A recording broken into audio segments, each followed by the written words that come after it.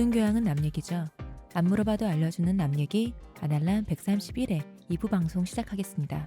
저희 류택 교수님, 안녕하세요. 박 박사님, 네, 안녕하십니까. 이동규 대표님, 안녕하십니까. 안녕하세요. 저는 시옷입니다.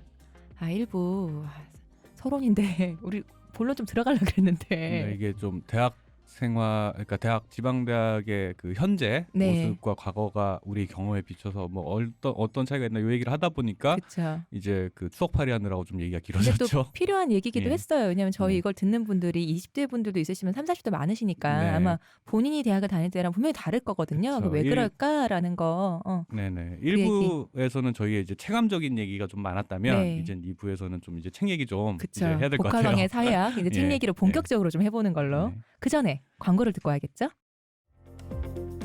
지금 티스템 두피 클렌저와 두피 에센스를 검색해보세요. 과학이 당신의 모발에게 주는 선물, 티스템입니다. 자, 우리 적폐 유 교수님. 네. 유 교수님이 이 책을 읽고 사학의 나팔수. 네. 뭔가 자꾸 제가 이제 적폐 프레임이 저한테 더 씌워지니까 뭔가 본인이 제가 본인 입으로 굉장히, 적폐라고 했잖아요. 굉장히 제가 씌우기 누가 씌워? 기득권자가 된 것 같은 기분이 들면서 아주 좋네요. 상쾌하네요. 한 번도 내가 이렇게 기득권자로서 기능해 본 적이 없는데 인생 살면서. 이게 느끼셨죠? 남들 위에 올라서는 게 의외로 그러니까요. 상쾌합니다. 네. 이게 아주 상콤하고 뭔가 이렇게 군림하면서. 자, 이 책 네. 말씀해 주시죠. 네. 서로는 됐다 이제. 할 만큼 충분하다. 했다. 네. 뭘 더 하냐? 그러니까 이 책은 어쨌든 교수님께서 이제 최 교수님께서 이 책의 저자인 최 교수님께서 굉장히 이렇게 잘 단락을 나누셨어요. 그래서 네. 1장은 지방대 재학생 이야기, 그리고 2장은 지방대 졸업생 이야기, 그리고 이 졸업생 이야기는 또 지방대를 졸업해서 지방에 남은 학생들, 그리고 졸업을 하고 서울로 떠난 학생들, 뭔가 청운의 꿈을 안고, 그리고 세 번째는 서울로 갔다가 다시 지방으로 리턴한 학생들로 이렇게 또 구분을 해놨죠. 그리고 3장은 지방대 학부모들에 대한 얘기예요. 이제 이 이야기라는 것은 결국 인터뷰죠, 인터뷰. 네. 논문을 쓰기 위해서 사례를 모집하기 위해서 모집단을 설정을 하고 그리고서 이제 아주 심층 인터뷰를 하는데 그러다 보니까 이제 인터뷰어와 인터뷰이의 어떤 계속된 문답이 있어요. 그런 것들이 이제 이 책의 대부분인데 이렇게 3장으로 이제 카테고리화를 해놨고 이제 그 중에 가장 핵심적인 이야기들은 역시나 이제 재학생들 이야기죠. 그래서 네. 1장의 재학생들 이야기 위주로 좀 얘기를 해보면 첫 번째 특징이라는 것은 가족주의적 언어를 사용한다라는 거죠. 저 지방대 학생들은 가족에 대한 가치를 굉장히 높게 설정해 놓는다. 그러니까 보통의 그 서울권 학생들, 목표 지향적인 학생들이 자신의 어떤 목적, 자신의 인생의 방향, 혹은 어떤 자신이 이상으로 그리고 있는 어떤 무언가에 대한 얘기를 한다면 그 자리에다가 가족을 대입해 놓는다는 거죠. 지방의 학생들은. 서울대 학생들은 사이코패스고 지방대생들은 효자 효녀다.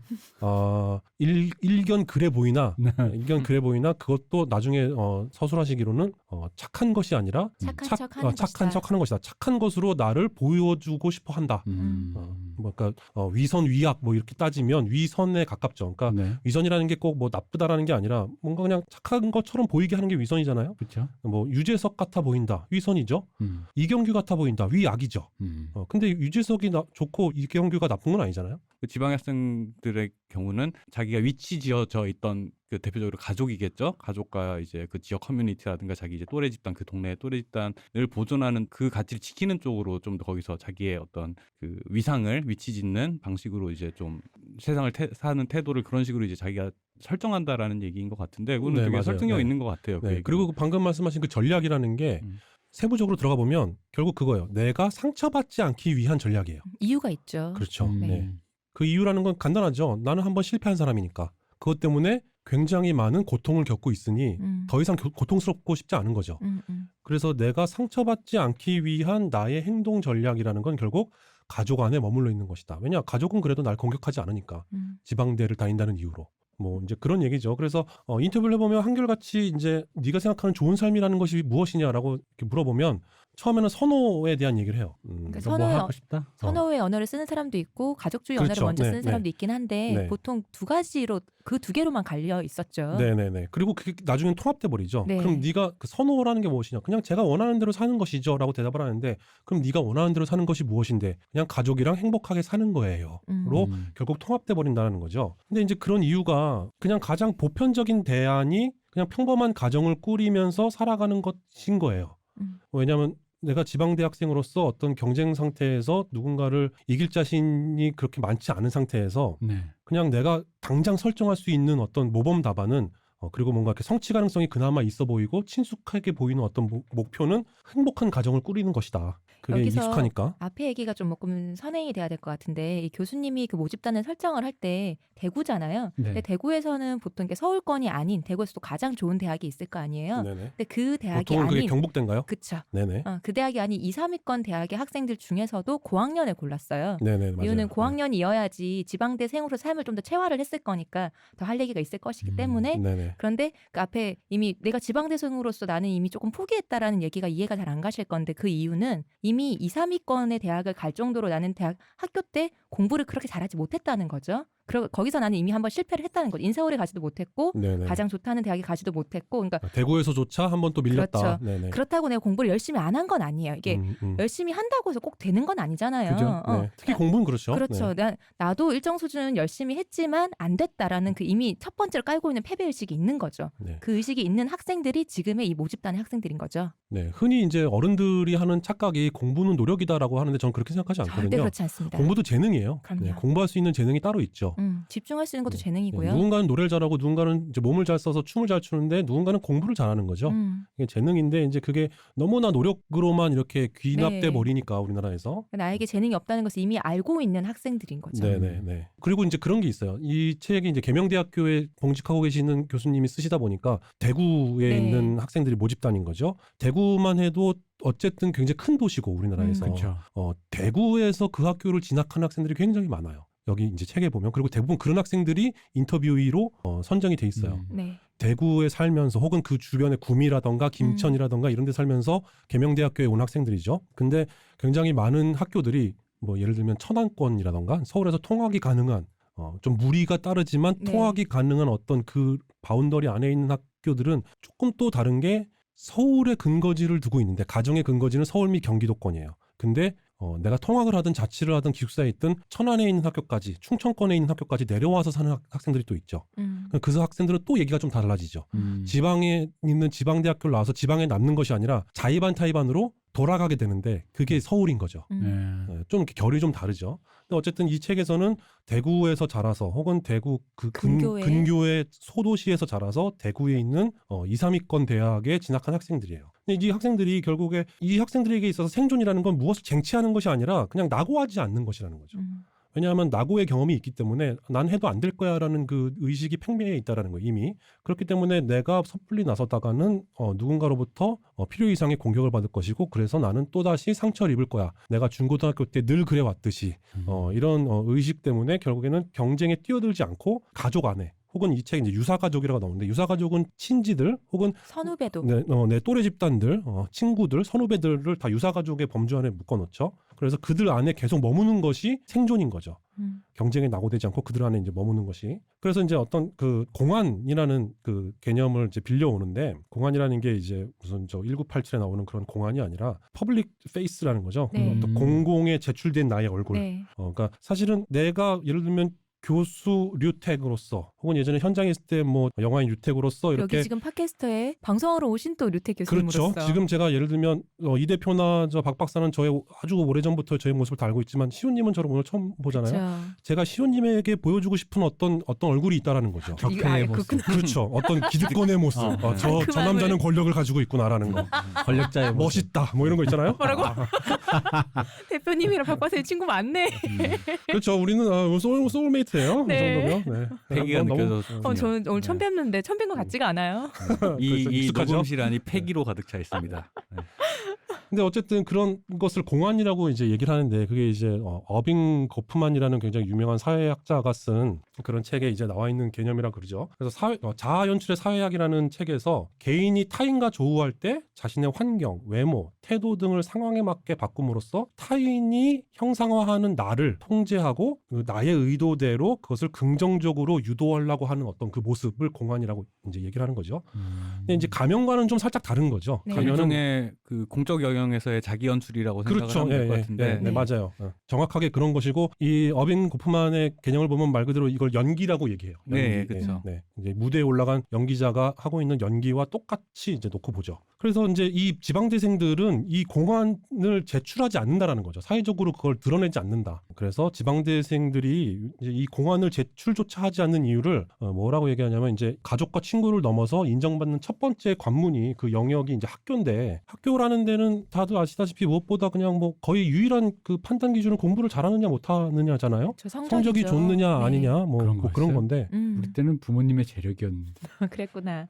그 그 과가 그쪽 과라서 그래. 아니 그게 아니, 아니라 근데 중고등학교 때도 마찬가지죠. 초중고 때. 아. 근데 그게 어. 그 결국 재력 따라 성적이 비슷한 상향곡선을 그리잖아요. 저의 베트남 친구는 음. 제가 그 뺑뺑이 돌 때 떨어졌던 모 되게 유명한 사립 네. 초등학교를 나왔는데 거기 이제 재단 이사장님의 따님에게 시험 칠 때 너 이거 알잖아. 왜 이거 3번이라고 썼어? 이건데 하면서 답을 가르쳐줘서 썼대. 그치. 그런 시절을 제가 나 이거 언제 쪽이야? 이거 무슨 박정희 때야? 언제야? 구한말에. 봉건 시대 얘기라고 계시는데. 근데 예. 진짜로 그런 일이 있었다 보니까 우리 때는 역시 재력도 하나의 어떤 그 영역이었죠. 그리고 죄송합니다. 그런 것도 있었잖아요. 저희 이제 초등학교 때 저는 그런 기억이 있거든요. 제가 살던 곳이 막 재개발되기 시작한 곳이었는데, 네. 그러다 보니까 재개발된 지역과 재개발되지 않은 지역의 아이들이 한 반에 이렇게 섞여 있는.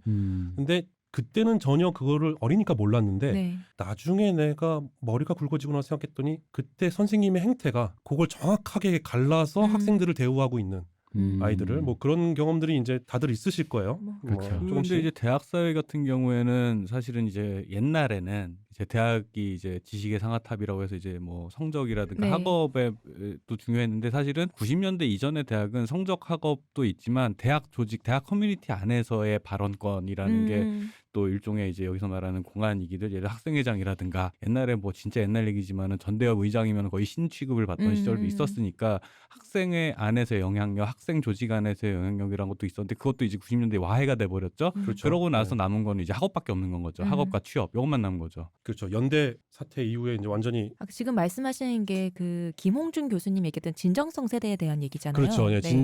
진정을 가진 세대, 청년 네. 세대. 그 이제 그때는 80년대 네. 대학생들. 그래서 저도 약간은 반감이 좀 있었는데 네. 그걸 진정성이라고 표현하고 나머지는 그럼 진정성이 없는 것이냐라고. 그러니까 지금의 진정성- 학생들은 속물이냐 예, 그잖아요. 그러니까 그냥 그걸 사실은 개인적으로 진정성이라는 단어보다는 그때 당시에 지향하려던 이제 이념지향적인 시대였으니까 그러니까 너무 가치 판단의 예. 단어를 써놓으니까 네. 예, 거부감이 있네요. 거부감이 굉장히 드는데 네네. 뭐 맞습니다. 거시적으로 보면 87년 세대는 민주화했고 뭐 X세대 90년대 애들 뭐 놀고 먹고 뭐 그냥 쓰레기들이지 뭐.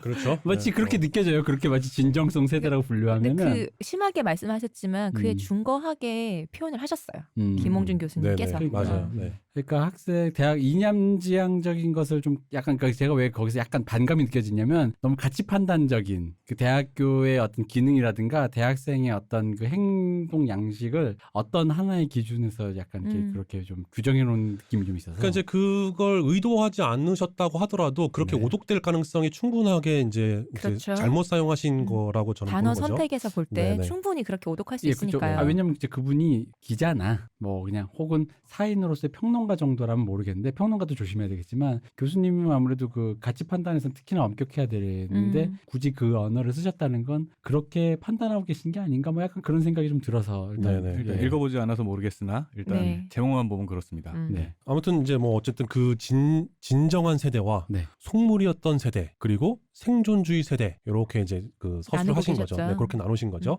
80년대, 90년대, 2000년대 이렇게 해서. 근데 어쨌든 뭐 다시 돌아오면 책에서 인터뷰의 대상이 되었던 그 지방 대학생들은 학교에서 인정받은 적이 한 번도 없는 거예요. 공부로서 인정받은 적이 한 번도 없어서 말 그대로 위축된 상태 그대로 다시 대학에 들어온다라는 거죠. 심지어 그럼 공부를 안 했으면 놀기라도 했느냐? 그것도 그렇지도 아닌 거죠. 노는 네. 것도 그냥 적당히 놀아서 적당히 노는 흔히 거죠. 말하는 일진도 되어보지 못한 아이들인 거죠. 네네. 그게 이제 그 다음에 나오는 어떤 습속으로 이제 네. 설명이 되는데, 적당주의라고. 그 얘기는 또 좀 이따 해보죠. 네. 그래서 본인들이 아주 잘 알고 있는 거지. 해도 안 된다. 나는 어쨌든 해도 안 된다라는 것을 너무나 잘 알고 있기 때문에 하지 않는 거예요. 근데 한편으로는 하지 않는 거에 대한 약간 멋쩍음은 있는 거지. 그 마음은 그쵸. 있는 네, 거죠. 네, 네. 그 마음이 있는 거를 부정할 수는 없잖아요. 음. 내가 하지 않다고 해도 내가 이렇게까지 아무것도 안 해도 되나? 격렬하게? 예, 뭐 그런 겸언적음이 있을 수 있죠. 그래서 한편으로는 내가 해도 안 되기 때문에 그냥 저는 할 수 있어요. 저를 믿어주세요라고 해서 뭔가 계속해서 부모님의 등골을 쫙 아버지 잠깐만요. 저 등골 좀요 하고 쭉 빼가지고 뭔가 노량진 학원에 보내주세요. 뭐 이러기에는 뭔가 가족들을 자꾸 희망 고문하는 것 같고 뭐 이 책에 그런 표현이 나와요. 희망 고문이라고. 그래서 굉장히 뻔뻔한 짓인 걸 내가 알기 때문에 안 하는데 그렇다고 해서 그 위선을 떨지 않다고 해서 내가 아무것도 안 하고 노력하지 않는다는 것 자체가 겸연쩍지 않은 건 아닌 거죠. 이걸 이 책에서는 성찰적 겸연쩍음이라고 이렇게 칭하고 있어요. 이 성찰적 겸연쩍음이 이 책을 관통하는 키워드죠.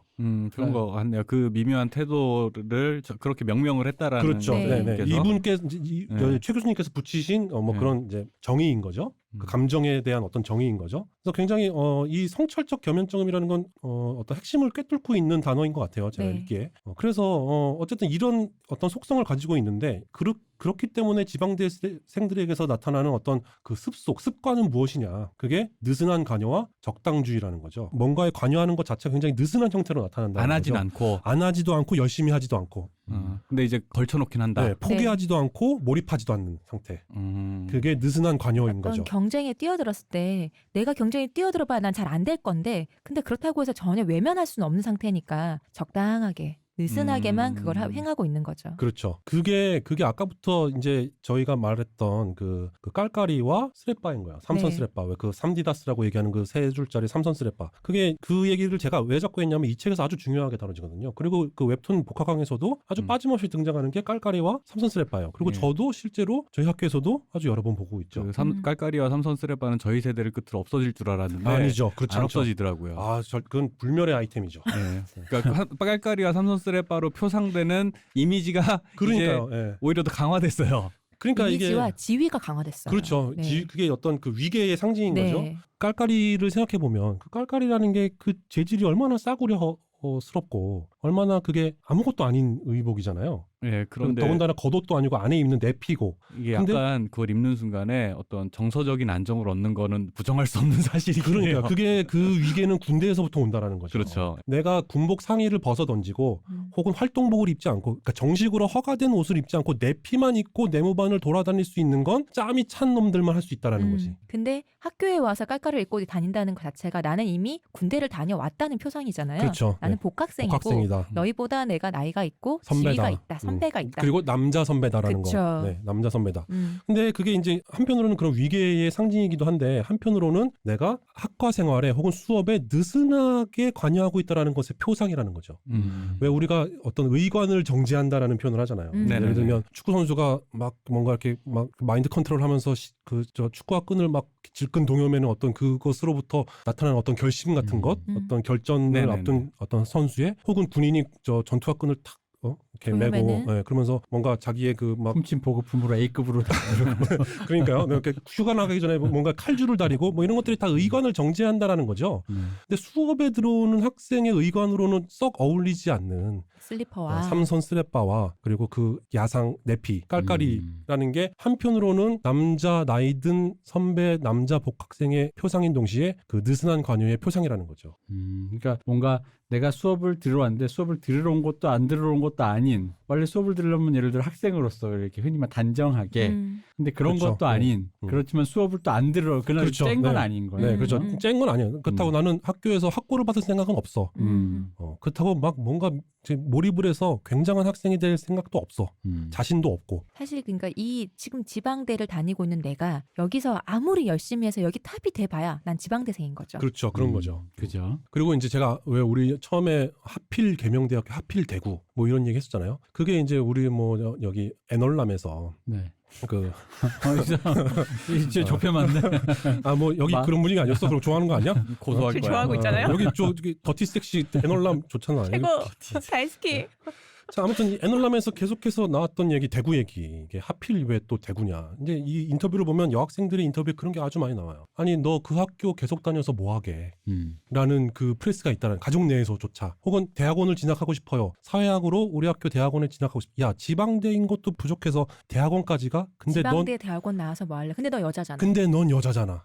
여자가 그 정도면 됐지. 뭔 지방대 대학원까지 나와서 어차피 똑같을 텐데라는. 지금 세대도. 네. 그러니까 이게 2017년에 나온 책이 얘기예요. 네. 이 논문 자체가 그럼 90년대생인 자녀에게 한 그렇죠. 70년대에서 네. 60년대생인 부모가 여전히 그런 얘기 여전히 대구에서 그런 얘기를 한다는 하고 거예요. 있다는 여자가 뭔 대학원이야. 더군다나 그 대학원은 좋지도 않은 학교를 좋지도 않은 나와봤자 공부 그렇게 해서 뭐 할래? 그 과도 그냥 인문계 그거 저 문사철에 가까운 그 사회학과를 나와서 뭐 하려고 취업도 안 되는데 뭐 음. 할래? 여자가 뭐 그런 인터뷰 굉장히 많거든요. 대구 경북 부모들의 습소, 대구 경북 부모들의 마음이라고 그렇죠. 얘기를 하죠.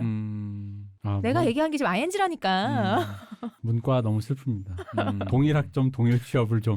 사실은 저는 뭐 살짝 딴 얘기를 하자면은 개명되면 사실은 이게 이제 사실 올바르지 않은 표현이고 불편해하실 분들도 많지만 사실 그냥 지잡대라는 느낌은 듣보잡은 아니다라는 거죠. 아니거든요. 네네. 사실은 전혀 듣도 보도 못한 곳은 아니다. 그렇죠. 그러니까 제 이미지에 개명되는 경북대 정도는 아니지만 그래도 그 지역에서 나름 똘똘한다고 그렇죠. 인정받는 사람들이 그렇죠. 나와서 괜찮은 직장 다녔던 그런 이미지가 있어요. 그렇죠. 공대 쪽은 금호공대가 그랬고. 네네. 근데 이제 그 구성원들이 이런 감정을 내면화된 상태로 다닌다라는 건 개인적으로는 조금 사실 약간 쇼크가 있어요. 개인적으로는. 근데 그런 것들이 그 왜 사실은 우리가 예전과 지방 뭐라 그러지 그 지거국이라 그러죠. 그 지방 그렇죠. 지방 거점 국립대. 예, 지거국이라고 하는 이런 이제 그 대학 서열화가 되게 노골화되면서 그게 이제 그 위상이 구체적으로 줄 세우기가 된 이후 얘기인가라는 생각이 조금 있긴 해요. 근데 이제 말씀하신 대로 이 책 자체가 양적 연구가 아니고 데이터에 기반의 양적 연구가 아니고 질적 연구 네. 이제 그 연구자의 통찰이 더 중요하다 보니까 그렇죠. 네. 이제 그런 지점은 좀 제시가 안 될 수 있을 것 같긴 한데. 그걸 이제 제가 경험적으로 얘기를 해보면 저도 이제 말 그대로 경험적이니까 뭐 이게 데이터에 기반했다라고 할 수는 없는데 그 지방에 있는 학교들에 들어오는 학생들이 여전히 그 정원을 다 채우지만 그 수준은 20년 전과는 확연하게 차이가 있다라는 거죠. 같은 대학이라 할지라도 그렇죠. 네. 달라졌다는 거죠. 네네네. 심지어 뭐 몇 년 전에 제가 봤던 기사는 서울대 경제학과에서도 수학을 잘 이해하지 못해가지고 맞아. 저도 그 기사 봤어요. 미적분에 대한 이해가 좀 부족한 학생들이 있어서 뭐 약간 특강 형식으로 대학교에서 가르친다. 네네 서울대임에도 불구하고 네. 뭐 제가 그런 기사를 읽은 적이 있거든요. 그러니까 이게 여전히 다 차지만 그 수준은 점점 낮아지고 이 저 복화강이라는 만화를 보면 그런 표현을 한단 말이죠. 돈만 내면 다 들어오기 때문에 등록금만 내면 들어오는 학교라는 거죠. 그러니까 학력에 대한 검증은 전혀 이루어지지 않는다. 지방에 있는 학교들이 뭐 그렇지 않은 학교들도 좀 있지만 뭐 그렇다는 거죠. 근데 저희가 지금 말하는 것과 이런 여러 가지 사례나 얘기하는 이 책에 대해서 얘기하는 거를 아마 듣고 계신 분들은 전혀 아닌데라고 생각할 당연히 그러실 거예요. 근데 그거에 대해서 이 책을 쓰신 최 교수님도 맨 처음에 적시를 해놓으셨어요. 이게 연구자가 구성한 지금 이 책 내용상의 분석적 실제로서의 지방은 우리 독자나 우리가 지금 말하는 우리가 체험하는 경험적 실제로서의 지방과 다르다. 그렇죠. 혼동하지 말아달라라고 네, 분명히 맞아요. 적시를 하시고 계시거든요. 그것도 되게 중요한 지적인 것 네. 같아요. 이 연구 지금 이렇게 인터뷰를 하고 있는 이 사람들의 이야기를 통해서 최 교수님이 본인의 연구 틀 안에서 분석을 한 최 교수님 독자적인 실제인 것뿐이지 네네네. 여러분이 알고 있는 우리가 알고 있는 그것과 똑같지 않다. 네. 이거는 정말 꼭 한번 짚고 가야 되지 않나. 네, 일반화를 경계하고 있죠. 네. 이 저자 자체가 일반화를 경계하고 있어요. 네. 그러니까 이제 들으시는 청자들도 그거를 이제 일반화로 넘겨서 들으시면 안 되는 거죠. 네. 물론 우리가 이제 얘기하다 보면 그렇게 들릴 수도 있겠지만 그렇지 않다라는 것 네. 기본 전제 자체가. 그래서 어쨌든 그 느슨한 관여라는 거는 지방대생들이 결코 어떤 상황에 몰입하지 않는다라는 거예요. 왜냐하면 몰입해도 잘 안 될 거라는 어떤 가능성을 전제해 놓고 그렇기 때문에 내가 잘하지 못한다라는 것을 경험적으로 알고 있기 때문에 공부에 몰입하지 않는다라는 거죠. 근데 아까 시온님이 말씀하신 것처럼 노는 것조차도 몰입하지 않는다라는 거예요. 그러면 뭐 이렇게 심하게 노느냐 뭐 그것도 아니라는 거지. 이유들은 안다라는 거죠. 이렇게 뭔가 이렇게 내가 심하게 놀면 내가 지방대까지 와서 또 너무 심하게 놀아버리면 내 인생이 완전히 망가지고 회복할 기회가 없다라는 것도 잘 알고 있다라는 거예요. 그래서 양아치처럼 놀지 않는다는 거예요. 일진이 되지도 않는다. 양아치가 되지도 않는다라고 이제 써 있죠. 그래서 뭔가 이제 자기가 속한 어떤 상황에 대한 프레스가 있고 거기서부터 스트레스가 있는데 그것을 네가 인정해라는 어떤 사회적 요구, 어떤 그 배타적 요구가 이렇게 있을 때 그게 굉장히 강력하게 있을 때 근데 한편으로 내 마음속에서는 그 별로 인정하고 싶지가 않아. 근데 그럼에도 불구하고 그 상황 자체를 벗어나거나 깨버릴 수는 없어. 그게 지금 지방대생들이 처해 있는 상황인데 그럴 때 저항할 수 있는 가장 좋은 방법은 최대한 그 상황에 느슨하게 개입한다라는 거죠. 그렇기 때문에 느슨한 관여라는 습속이 나타난다. 그래서 저 공무원 하면서 이제 이게 뭐 지방대생들뿐만의 현상은 아닌데 지방으로 가면 더 심각하거든요. 지방에는 양질의 일자리가 정말 없으니까. 없으니까요. 네. 그리고 대구라는 곳이 그 부모님 나중에 인터뷰할 때 나오는데 대구는 정말로 부산이나 울산처럼 어떤 큰 대기업이 없잖아요. 네네네. 그러다 보니까 그게 더 심한 거예요. 네네. 기업 쪽으로 어딘 갈 만한 좋은 자리가 없고 거의 저임금에 고노동에 시달리는 일자리들이 일단 많고 그러다 보니까 그나마 좀 편하면서 안정된 삶을 유지하려면 공무원밖에 없는 거죠. 그렇죠. 공무원 혹은 중공무원이라고 불리는 어떤 공사 직원 네, 그렇죠. 아니면 다 자영업이니까. 네. 그래서 이제 공무원 하면서 뭔가 공무원에 대한 열망이 아주 큰데 그리고 이걸 이제 적당주의라고 표현하시는데 이게 적당하게 그냥 개입하는 거죠. 느슨하게 적당하게 학생으로서 해야 될 최소한을 하지만 열심히 하지 않는 상태. 뭔가 이렇게 내가 각오를 다지면서 뭔가 가는 것이 아니라 그냥 스텝바 찌 끌고 수업에 들어가는 그 상태. 그러면서 수업에 들어가서 핸드폰으로 게임하고 있는 수업에 전혀 열중하지 않고 그 상태를 유지하고 있는데 그 적당주의에 최적화된 직업이 이제 공무원이라는 거죠. 근데 공무원 되려면 요즘은 그 적당주의로는 넘길 수가 없잖아요. 그러니까요. 그렇죠. 그게 또 공무원이 문제죠. 되고 나면 적당주의로 할 수는 있는데. 적당주의로 계속해서 살 수 있는데 가늘게 먹고 가늘게 가늘고 싸는 길게. 되게 가늘게 길게 가는 거죠. 그렇게 갈 수 있는데 지방대생들이 공무원을 하면서 정작 공무원이 되려면 단기간 동안 엄청나게 몰입을 해야 되잖아요. 근데 그 몰입한 경험이 없는 거예요. 몰입을 했어도 실패를 했고 그 몰입한 경험이 거의 없다 보니까 그 공무원에 도전을 하면 백발백중 실패하거나 혹은 도전조차 하지 않는 그 아까 얘기한 성찰적 겸업적은 그 상태가 된다라는 거죠. 그러한 공무원조차 왜 우리 대학 다닐 때는 무슨 야 대학 나와서 남자가 무슨 공무원이야 9급이야 더군다나 야 무슨 9급이야 9급은 고졸 직장인데 뭐 이런 얘기들이 있었잖아요 실제로. 그렇죠. 한 20년 30년 그렇죠. 전 얘기죠. 20, 30년 전 얘기죠. 지금 대학생들이 들으면 좀 의아하겠지만 분노하죠. 네. 분노죠. 의아한 게 아니라. 네. 야 7급 정도는 뭐 고시가 5급이니까 네. 고시할 거 아니면 7급 그래 7급까지는 뭐 그렇다 치더라도 9급이 뭐냐 뭐 이런 실제 그러니까 정서가 실제로 있었죠. 그렇죠. 7급 한다 그러면 안정지향적이구나 너는 그렇죠. 이라고 네, 했던 네, 시절이 있었죠. 네. 제가 어릴 때 어른들이 하던 말씀이 있었어요. 남자 공무원, 남자 교사 못 쓴다. 초등학교 남자 교사. 그쵸. 네. 남자 점팽이처럼. 속 좁고 그런 공무원 안 돼라고 했었단 말이에요. 그 네네. 당시는 공무원이 월급도 적기도 했고. 그렇죠. 민간 기업과 격차가 아주 심했죠. 네, 그래서 못 쓴다고 그랬는데 지금 그게 뭐 가당키는 한 소리입니까? 그러니까요. 음. 근데 어쨌든 뭐 그런 공무원조차 서울 애들이 다 한다라는 거죠. 그래서 7급 공무원은 서울이라는 거죠. 그러니까 지방대생들이 그나마 하는 공무원은 9급이라는 거죠. 그 뭐 스레빠 같은 것도 보면 그 웹툰에서 보면 그 주인공이 우기명이라는 주인공이 나오는데 우기명이 어쨌든 그 대학교에 가서 그 기안대학교라고 있어요. 네. 기안대학교 무슨 지잡리 뭐 이렇게 표현하거든요. 그 만화 북화강 안에 얘기죠. 네. 그렇죠. 예. 네네네. 기안대학교를 지잡대라고 직접 칭하진 않는데 축제를 지잡제라고 이렇게 써놓던가 프랭카드에 혹은 학교 주소를 지잡리라고 해놓던가 하는 식으로 이제 지잡대라고 이렇게 우회해서 우회해서 표현을 네. 하죠. 근데 그 기안대학교에서 어쨌든 이 우기명이 그래도 난 좀 열심히 뭐 좀 해볼까 해서 교직 이수를 하게 되죠. 그래서 교생 실습을 나가요. 근데 제가 보면서 웃었던 건 교생 실습을 나간 우기명조차 교생 실습 나간 학교에서 삼선 스레빠를 신고 이제 다니거든요. 그러니까 이 교수님이 책을 쓸 때에 그 본인이 보았던 삼선 스레빠 그리고 웹툰을 그릴 때 기안84가 이렇게 생각을 했던 그 삼선 스레빠 뭐 이런 것들이 계속해서 이렇게 겹쳐지고 있다라는 거. 그게 결국에는 적당주의 혹은 느슨한 관여의 형태로서 이제 드러난다는 거죠. 또 하나의 습속은 이제 자기 보존의 의지예요. 그 자기 보존에 대항하는 어떤 서울 학생들의 어떤 그 항목은 자기 개발인데 자기 개발이 아닌 자기 보존의 의지를 가지고 있다.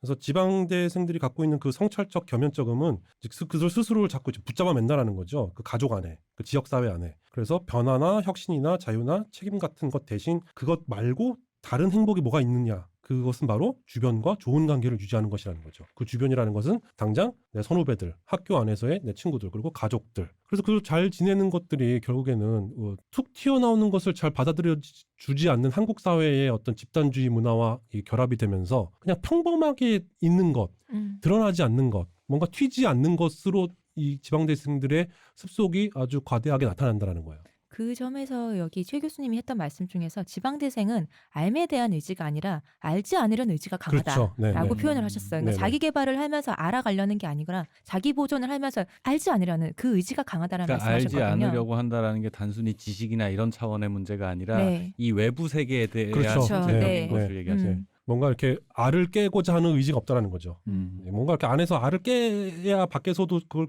깨주는 거잖아요. 그렇죠. 네. 줄탁동시라는 말을. 그렇죠. 네. 네.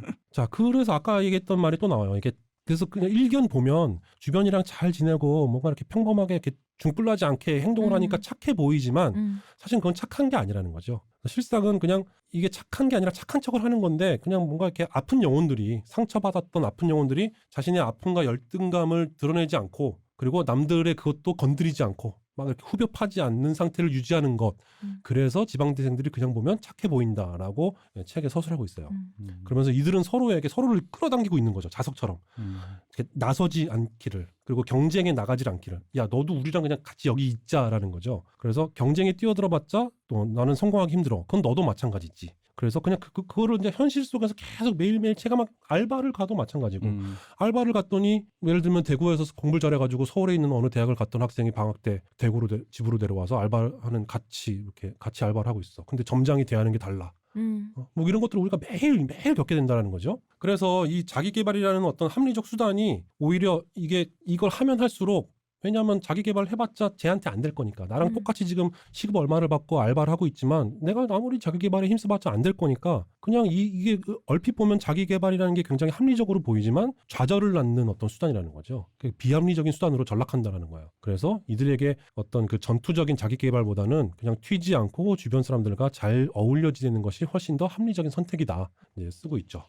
정말 약간 그런 느낌이 드는 게 어차피 해도 내가 뭔가 나의 능력으로 이걸 어떤 변화나 혹은 여기서 무언가 할 수 있는 힘이 없다고 느껴서 지레 포기하니까 그래서 이제 그 사회의 구성원들이 서로가 그냥 그 상태를 유기체적으로 유지하는 데만 몰두하고 있다라는 느낌인데 그렇죠. 네. 네네. 근데 그게 다른 의미로 보면 흔히 말하는 우리가 알고 있는 왜 지역사회의 특유의 그 끈끈함이랄까? 그들 내부적인 결속? 약간 그런 거를 또 역설적으로도 다지게 되는 계기가 되는 거네요. 결국 지방에 남는 예를 들면 그 뭘 바꾸고 싶거나 뭔가 해보고 싶다든가 야망이 있는 친구는 결국 그럼 거길 떠나게 되는 것이고 그럼 그렇게 남아있는 세력들이 거기 안에서 그런 결속을 다지게 되는 뭐 이걸 뭐라고 해 그렇게 해서 어른이 돼버리는 그 사회 구성이 돼버리는 근데 그게 그런 식으로 어른이 돼버리면 결국에는 발전적인 형태로 갈 수는 없다라는 거죠. 그러니까 이게 일종의 그러니까 나쁘게 말하면 이게 가장 악랄하게 가면 이끼가 되는 거고 그렇죠. 네네. 이제 뭐 그렇죠. 영화 이끼에서 네. 나오는 어떤 그 지역 토착 세력들. 그렇죠. 네. 약간 그래서 내부적으로 그 이끼에도 보면 그러니까 결국 튀지 말고 그러니까 그 내부의 질서를 준엄하게 계속 따라야만 하는 어떤 걸 굉장히 강요하잖아요. 그 이제 향상심이라는 것에서 이제 좌절 그런 게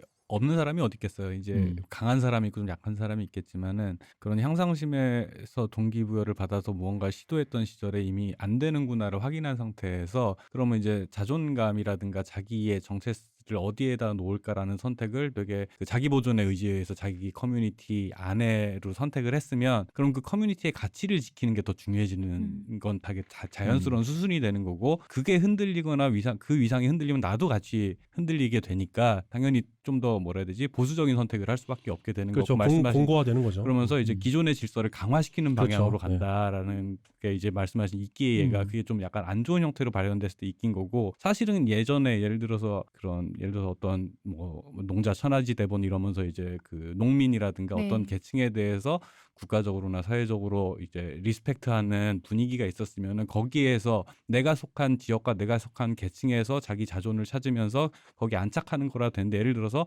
지방이라고 무시당하고 농사짓는다 무시당하고 이러기 시작하면은 그게 또 그걸 방어하는 방식으로 되게 또 그렇죠. 자기 보호 그 본능에 구성원들은? 의해서 방어적인 방식으로 되게 되고 더 배타적이 되는 악순환이 일어날 수 있겠다라는 생각이 자연스럽게 들긴 하네요. 이런 것들이. 그러니까 네. 이 사람들이 지금은 이제 20대의 어떤 형태만 대학교 내부에서의 어떤 형태지만 그러니까 이 사람들이 만약에 이렇게 느슨한 상태라면 아까 말씀하셨듯이 뭐 고시를 봐서 어디를 간다든가 무슨 스타트업을 뭐 엄청난 걸 해가지고 무슨 페이스북 같은 이런 건 없을 거란 말이죠. 인생에. 그렇죠. 그러면 이제 그런 사람들이 그럼 여기에 남아서 그런 사회를 계속 구성해서 이대로 어른이 된다면이라고 했을 때 자연스럽게 떠오르는 게 우리가 목격했던 어떤 되게 부정적인 네거티브한 모습의 어떤 그 지역의 어떤 토착화된 어떤 그 유대 관계 그 커뮤니티 약간 그런 게 생각이 나다 보니까 이게 왜 지역에서의 어떤 그런 형태의 느낌들이 어디서 나왔는가 연원들을 보면은 왠지 뭐 다른 것도 많겠지만 여기서도 약간 그런 류의 심리들이 또 있었겠구나 싶은 거예요. 마치. 저는 대표님처럼 네거티브한 감성을 느꼈다면 제가 대구 사람이다 보니까 제가 늘 많이 생각했던 게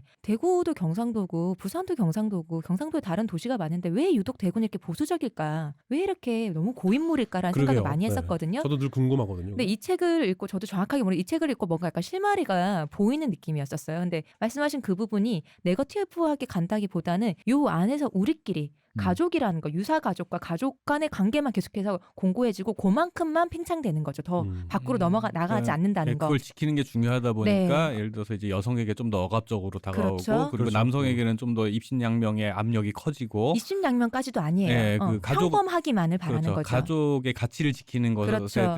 것을 가장으로서 가부장으로서 지켜라라는 네. 압력이 더 커지는 그렇죠. 거고. 그래서가 아닌가라는 뭔가 조금 실마리가 보이는 느낌이었어요. 이 책을 읽고. 네네. 그리고 이제 이게 그런 뭐 대구로 한정하지 않고 얘기하면 더군다나 이제 가족에 대해서 더 천착하게 되는 이유는 이 인터뷰 대상이 됐던 이 세대가 IMF로 인한 가족의 해체를 경험한 세대라는 거죠. 그리고 사회의 위기도 경험했던 세계고요. 그렇죠. 예. 이 인터뷰를 보면 이제 사례를 보면 사례가 굉장히 많거든요. 사례를 보면 굉장히 흔하게 등장하는 게 IMF 때 부모가 이혼하고 사업 실패로 인해서 갈등이 자꾸 돈이 없으면 이제 부부싸움하는 거는 뭐 뻔한 거라는 거죠. 그러니까 학생들의 어린 시절에 어린 부모가 시절에 그랬다. 그렇죠. 그 부모가 결국 이혼을 선택할 수밖에 없게 경제적으로 코너에 몰리게 되고 그래서 뭐 이렇게 가족이 해체되면서 실제로 어떤 인터뷰를 보면 엄마가 이제 흐느껴 우는 걸 보게 된 거죠.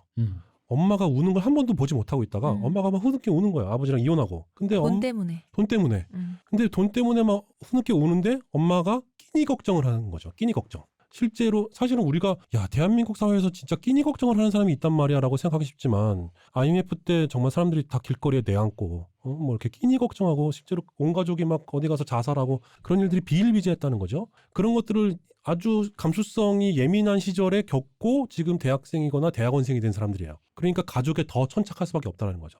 그냥 평범하게 가족 이뤄서 그냥 외식 좀 가끔 하고요. 뭐 돈은 그냥 뭐 많이 벌진 않아도 우리 가족 그냥 건강하게 살 수 있으면 저는 그걸로 정말 제 인생 정말 행복하게 살 수 있을 것 같아요라고 얘기하는 게 그들의 목표의 어떤 그 상한치가 된 맥시멈이 거죠. 된 거죠. 네. 뭐 그런 얘기들이 이제 쭉 나오죠. 그러니까 저는 그 시호님 말씀에 저 동의하는 게 실마리라고 표현하셨으니까 그런 이 젊은 친구들이 이대로 어른이 돼서 어떤 형태의 사회를 구성하는가라는 느낌이 그림이 그려진다 할까요? 네. 네. 근데 이게 우리가 익숙히 봐왔던 그리고 전 이제 서울에서만 살다 보니까 서울 사람이 아닌 서울 사람 입장에서 봤던 지방 사람을 봤을 때 지방 지역 커뮤니티를 봤을 때 느꼈던 그 어떤 느낌의 어떤 단초가 비스무리하게 약간 네. 그려진 기분이 좀 네네. 있는 거죠. 네네. 네. 그러니까 제가 지금 있는 지역도 뭐 어디라고 뭐 이렇게 꼭 집어서 얘기하지 않더라도 사실은 그런 지역이 우리나라 소도시의 대부분이에요. 적폐리, 적폐리? 적폐요. 지잡리가 아니라 네. 내가 있으니까. 못 살아, 적폐리 진짜. 적폐요. 근데 이제 인구가 대충 10만에서 20만 사이. 네. 그렇죠? 이제 그 정도 소도시. 지방 소도시. 네. 뭐 도청 소재지도 아니고 뭐 아무것도 아니에요. 그냥 제가 있는 곳은 지역구 의원이 한 명이거든요. 너무 좁혀지는데. 이게 좁혀지나요? 네. 너무 좁혀지는데요. 근데 어쨌든 그 뭐 이렇게 서울로 치면 무슨 구에서도 뭐 갑구, 을구에서 막 몇 명씩 있는데 그냥 도시의 국회의원이 한 명이에요. 근데 그런 데가 대부분이라는 거죠. 그쵸. 소도시로 가면. 근데 그런 데에서 보면 공무원들 어쨌든 아까 말씀드린 대로 좋은 직장이라고 있는 곳이 이제 공무원들인데 공무원들도 다 그 지역에 있는 뭐 이렇게 학교를 나와가지고 너는 어디 출신이냐, 너 뭐 예를 들면 뭐 광주를 치면 광주일고 출신인지 그야말로 뭐. 한 다리 건너면 다 아는 사람들. 그렇죠. 네, 다 그런 사람들이에요. 제가 어떤 경험이 있냐면 제가 집을 구하는데 부동산을 들어가서 이제 뭐 아파트 뭐 이렇게 좀 이렇게 구하는데 아파트를 뭐 왜 구하세요? 뭐 이렇게 얘기하다가 저는 이제 외부에서 왔는데 직장 때문에 여기 이제 살게 돼서 아파트를 구합니다 했더니 그 부동산 아저씨도 부동산 중개업을 하시는 그 사장님도 외부에서 오신 분이에요. 근데 저를 보더니 한참 하소연을 하는 게 자리 잡기 힘들으셨구나. 여기서는 뭐 계약 단계 직전까지 가도 갑자기 그런 말 하지 말라고. 근데 우리 저기 복덕방 사장님은 어느 고등학교 나오셨나? 그래서 저는 저 서울에서 왔는데 그러면 거래가 깨진다는 거지. 뭔가 이렇게 분위기가 이상하게 가면서 그러니까 이미 이 저 계약자와 피계약자, 뭐 집을 팔 사람과 그 살 사람은 이미 이렇게 뭔가로 이어져 있는 사람이야. 원래 알던 사람이든 계약 단계에서 통성명 하다 보니 알게 된 사람이든 뭔가로 뭐 중학교 뭐 동기 동문 뭐 누구의 뭐 동생 뭐 학연, 지연, 혈연이 그렇죠. 그렇게 이어져 있는데 중개업자가 거기에 끼어 있지 않다는 이유로 둘이 담배 한 대 피고 오면 쑥덕쑥덕하면서 거래가 깨진다는 거예요. 분명히 둘이 틀어져서 깨지는 게 아니라 우리 선배가 하는 복덕방 있잖아. 글로 가면은 그 선배 좋은 일 시켜주는 건데 왜 어차피 돈 낼 거. 그렇죠. 어차피 복비 낼 거. 왜 외부에서 온? 근데 자기가 여기에 온 지 벌써 7년째라는 거지. 근데 하지만 영원 이방인이죠. 영원 너무나 배타적이라는 거죠. 뭐 이제 그런 경험도 있고 뭐 그런 얘기를 전원으로 들은 이런 형태로 이게 고착화됐을 때에 생기는 어떤 그런 현상들이 제가 지금 있는 지방도 아주 심하게 있거든요. 공무원들을 봐도 그렇고. 그러면 궁금한 건 그럼 이 지방대생이 그럼 가족 안에 그렇게 머무는 이유는 단지 그냥 그런 상처, 그냥 슬픔 그런 것 때문인 거예요? 아니 그렇지 않죠. 그러니까 뭐 사실은 가족들이 저는 개인적으로 동의하지 않거든요. 네. 가족이 뭐 얼마나 상처를 보듬어줘요. 가족이 상처를 안 내면 다행이지. 그러니까 나를 가장 상처내는 건 가족이거든요. 그러니까요. 왜냐면 나에 대해서 너무 잘 알고 나를 24시간 보고 있으니. 그러니까 이 책에 보면 어쨌든 그 가족 안에 머문다라고 했을 때 가족이 그나마 어쨌든 이 묘사된 상황 중에서 가족이 그나마 제일 안온한 느낌처럼 살짝 써져 있는 기분이 있어서 그래요. 그러다 보니까 가족 안에 머문다라는 게 그나마 마지막 최후의 보금자리처럼 이렇게 약간 있다라는 기분인데 가족 안에 머문다라는 게 그런 느낌은 아닌 것 같거든요. 그러니까 그 보금자리라는 표현을 하셨는데 어쨌든 보금자리라는 게 어떤 사적 의미가 있지만 이게 네. 공적으로도 보금자리가 있어야 되잖아요. 그래야 그렇죠. 건강한 사회죠. 이게 사회적 안전망이라는 게 있어야 되는데 그냥 제 개인적인 생각인데 이 사회적인 안전망이라는 게 한국 사회에 거의 없단 말이죠. 뭔가 누군가가 사회에 실패하거나 혹은 멀쩡히 이렇게 잘 지내다가 예를 들면 교통사고를 당했어. 그래서 내가 장애인이 돼. 그러면 제 사회적 지위가 떨어지는 건 한순간이거든요. 경제적 지위가 떨어지는 건. 근데 사회적 안전망이 없어요. 거의 없어요. 이 한국 사회의 특성과 맞물려 있다라고 봐야 되는 거죠. 사회적 안전망이 없는 한국 사회의 특성 때문에 이 개인이 어떤 실패를 겪었을 때 그거를 받아줄 곳은 가족밖에 없다는 거예요. 가정밖에 없다는 거예요. 그러니까, 아무리 지지고 볶고 해도 그렇죠. 가족은 받아준다는 그러니까 거죠. 그런 그러니까 저는 이렇게 느껴졌거든요. 그러니까 이게 받아준다는 느낌보다는 그냥 그 자리, 제자리. 다시 돌아오는 거죠. 제자리.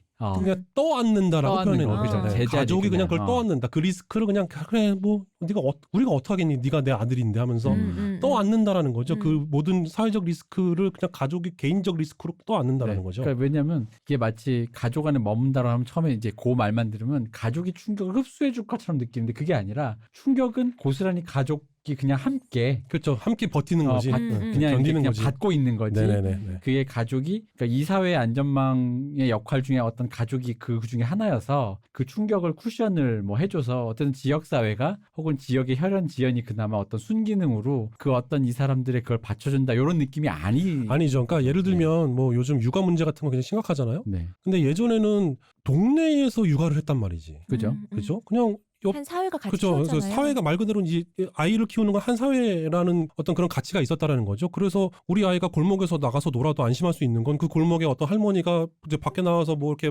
나물 다듬으시고 나물, 많이 얘기하고 그렇죠. 계시면서 애들 봐주고 있거든요. 그렇죠. 애들 위험하면 좀 이렇게 케어해주고 뭐 시간 되면 야 빨리 집에 가서 밥 먹어라 해주고 하면서 그 어떤 그 커뮤니티 어떤 그 공동체가 그 아이를 키웠다면 요즘은 그게 다 개인의 책임으로 그러다 보니 맞벌이를 하지 않으면 안 되는 이 경제 구조에서 그 온전히 그 사회적 육아의 책임이 방기되고 그것이 다 시어머니 혹은 장모님한테 간다라는 거죠. 그런 차원에서 이해를 하면 되는 거죠. 그러니까 이 가족의 품으로 간다라는 게 공동체적으로 이거를 감싸 안아준다라기보다는 그 모든 걸 그냥 가족이 다 떠안고 버틴다라는 차원에서 이해하면 될 것 같아요. 그러니까 그렇다면 이제 이거는 어떤 심리적으로 이제 가족을 우선하게 된다. 이 표현이 좀 그런데 가족을 우선한다기보단 가족 그 최소의 바운더리 안에서 일단 최소한의 사고를 거기서부터 시작을 하고 그 다음에 더 이상 무언가를 해보고 싶은 욕망이나 욕구가 거세되었다거나 약간 결여된 상태에서 일종의 적당주의 막 이런 거라고 이런 걸 이제 갖게 되는 것 같다라는. 지방대생이라서 갖고 있는 적당주의나 패배의식도 있지만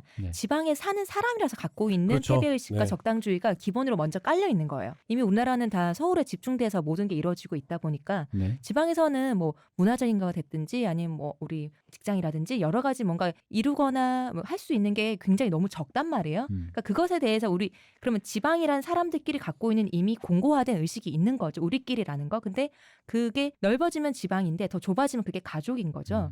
나가면은 그렇죠. 네. 경쟁인데. 그러니까 거기서 이제 제가 말씀드리고 싶었던 건 이거죠. 그러니까 가족주의, 적당주의가 있는데 이게 왠지 그러니까 그 단위의 외부 세계 크기가 좀 크고 작고의 차이만 있을 뿐 요즘 세대 혹은 요즘 우리나라의 분위기 아니겠냐 이거죠. 예를 들어 서울대를 다니는 핵인사 20대 학생에게도 결국 이 가족주의와 적당주의라는 거는 그러니까 지금 이 지방대생이 갖고 있는 사이즈보다는 클지언정 비슷한 양상처럼 느껴지거든요. 그렇죠. 그, 맞아요. 예. 20대 청년들한테 공통적으로 나타나는 현상이죠. 네. 이게 사실은 저 들으면서 이게 사실은 이분께서는 이제 그 특정 학교의 특정 지역을 중심으로 네. 연구를 해서 이런 좋은 결론 그 얘기를 써내셨는데 그 사실은 여기서 묘사된 게 되게 부정적 우리가 계속 뭐 적당주의니 패배주의니 이런 말로 이제 되게 안 좋게 얘기를 했는데 사실은 따지고 보면 어떤 경쟁에서 상위 그룹에 가는 사람은 어느 시대에나 많이 쳐줘야 한 10%에서 진짜 많이 그렇죠. 쳐주면 한 네. 20%죠. 그 밑으로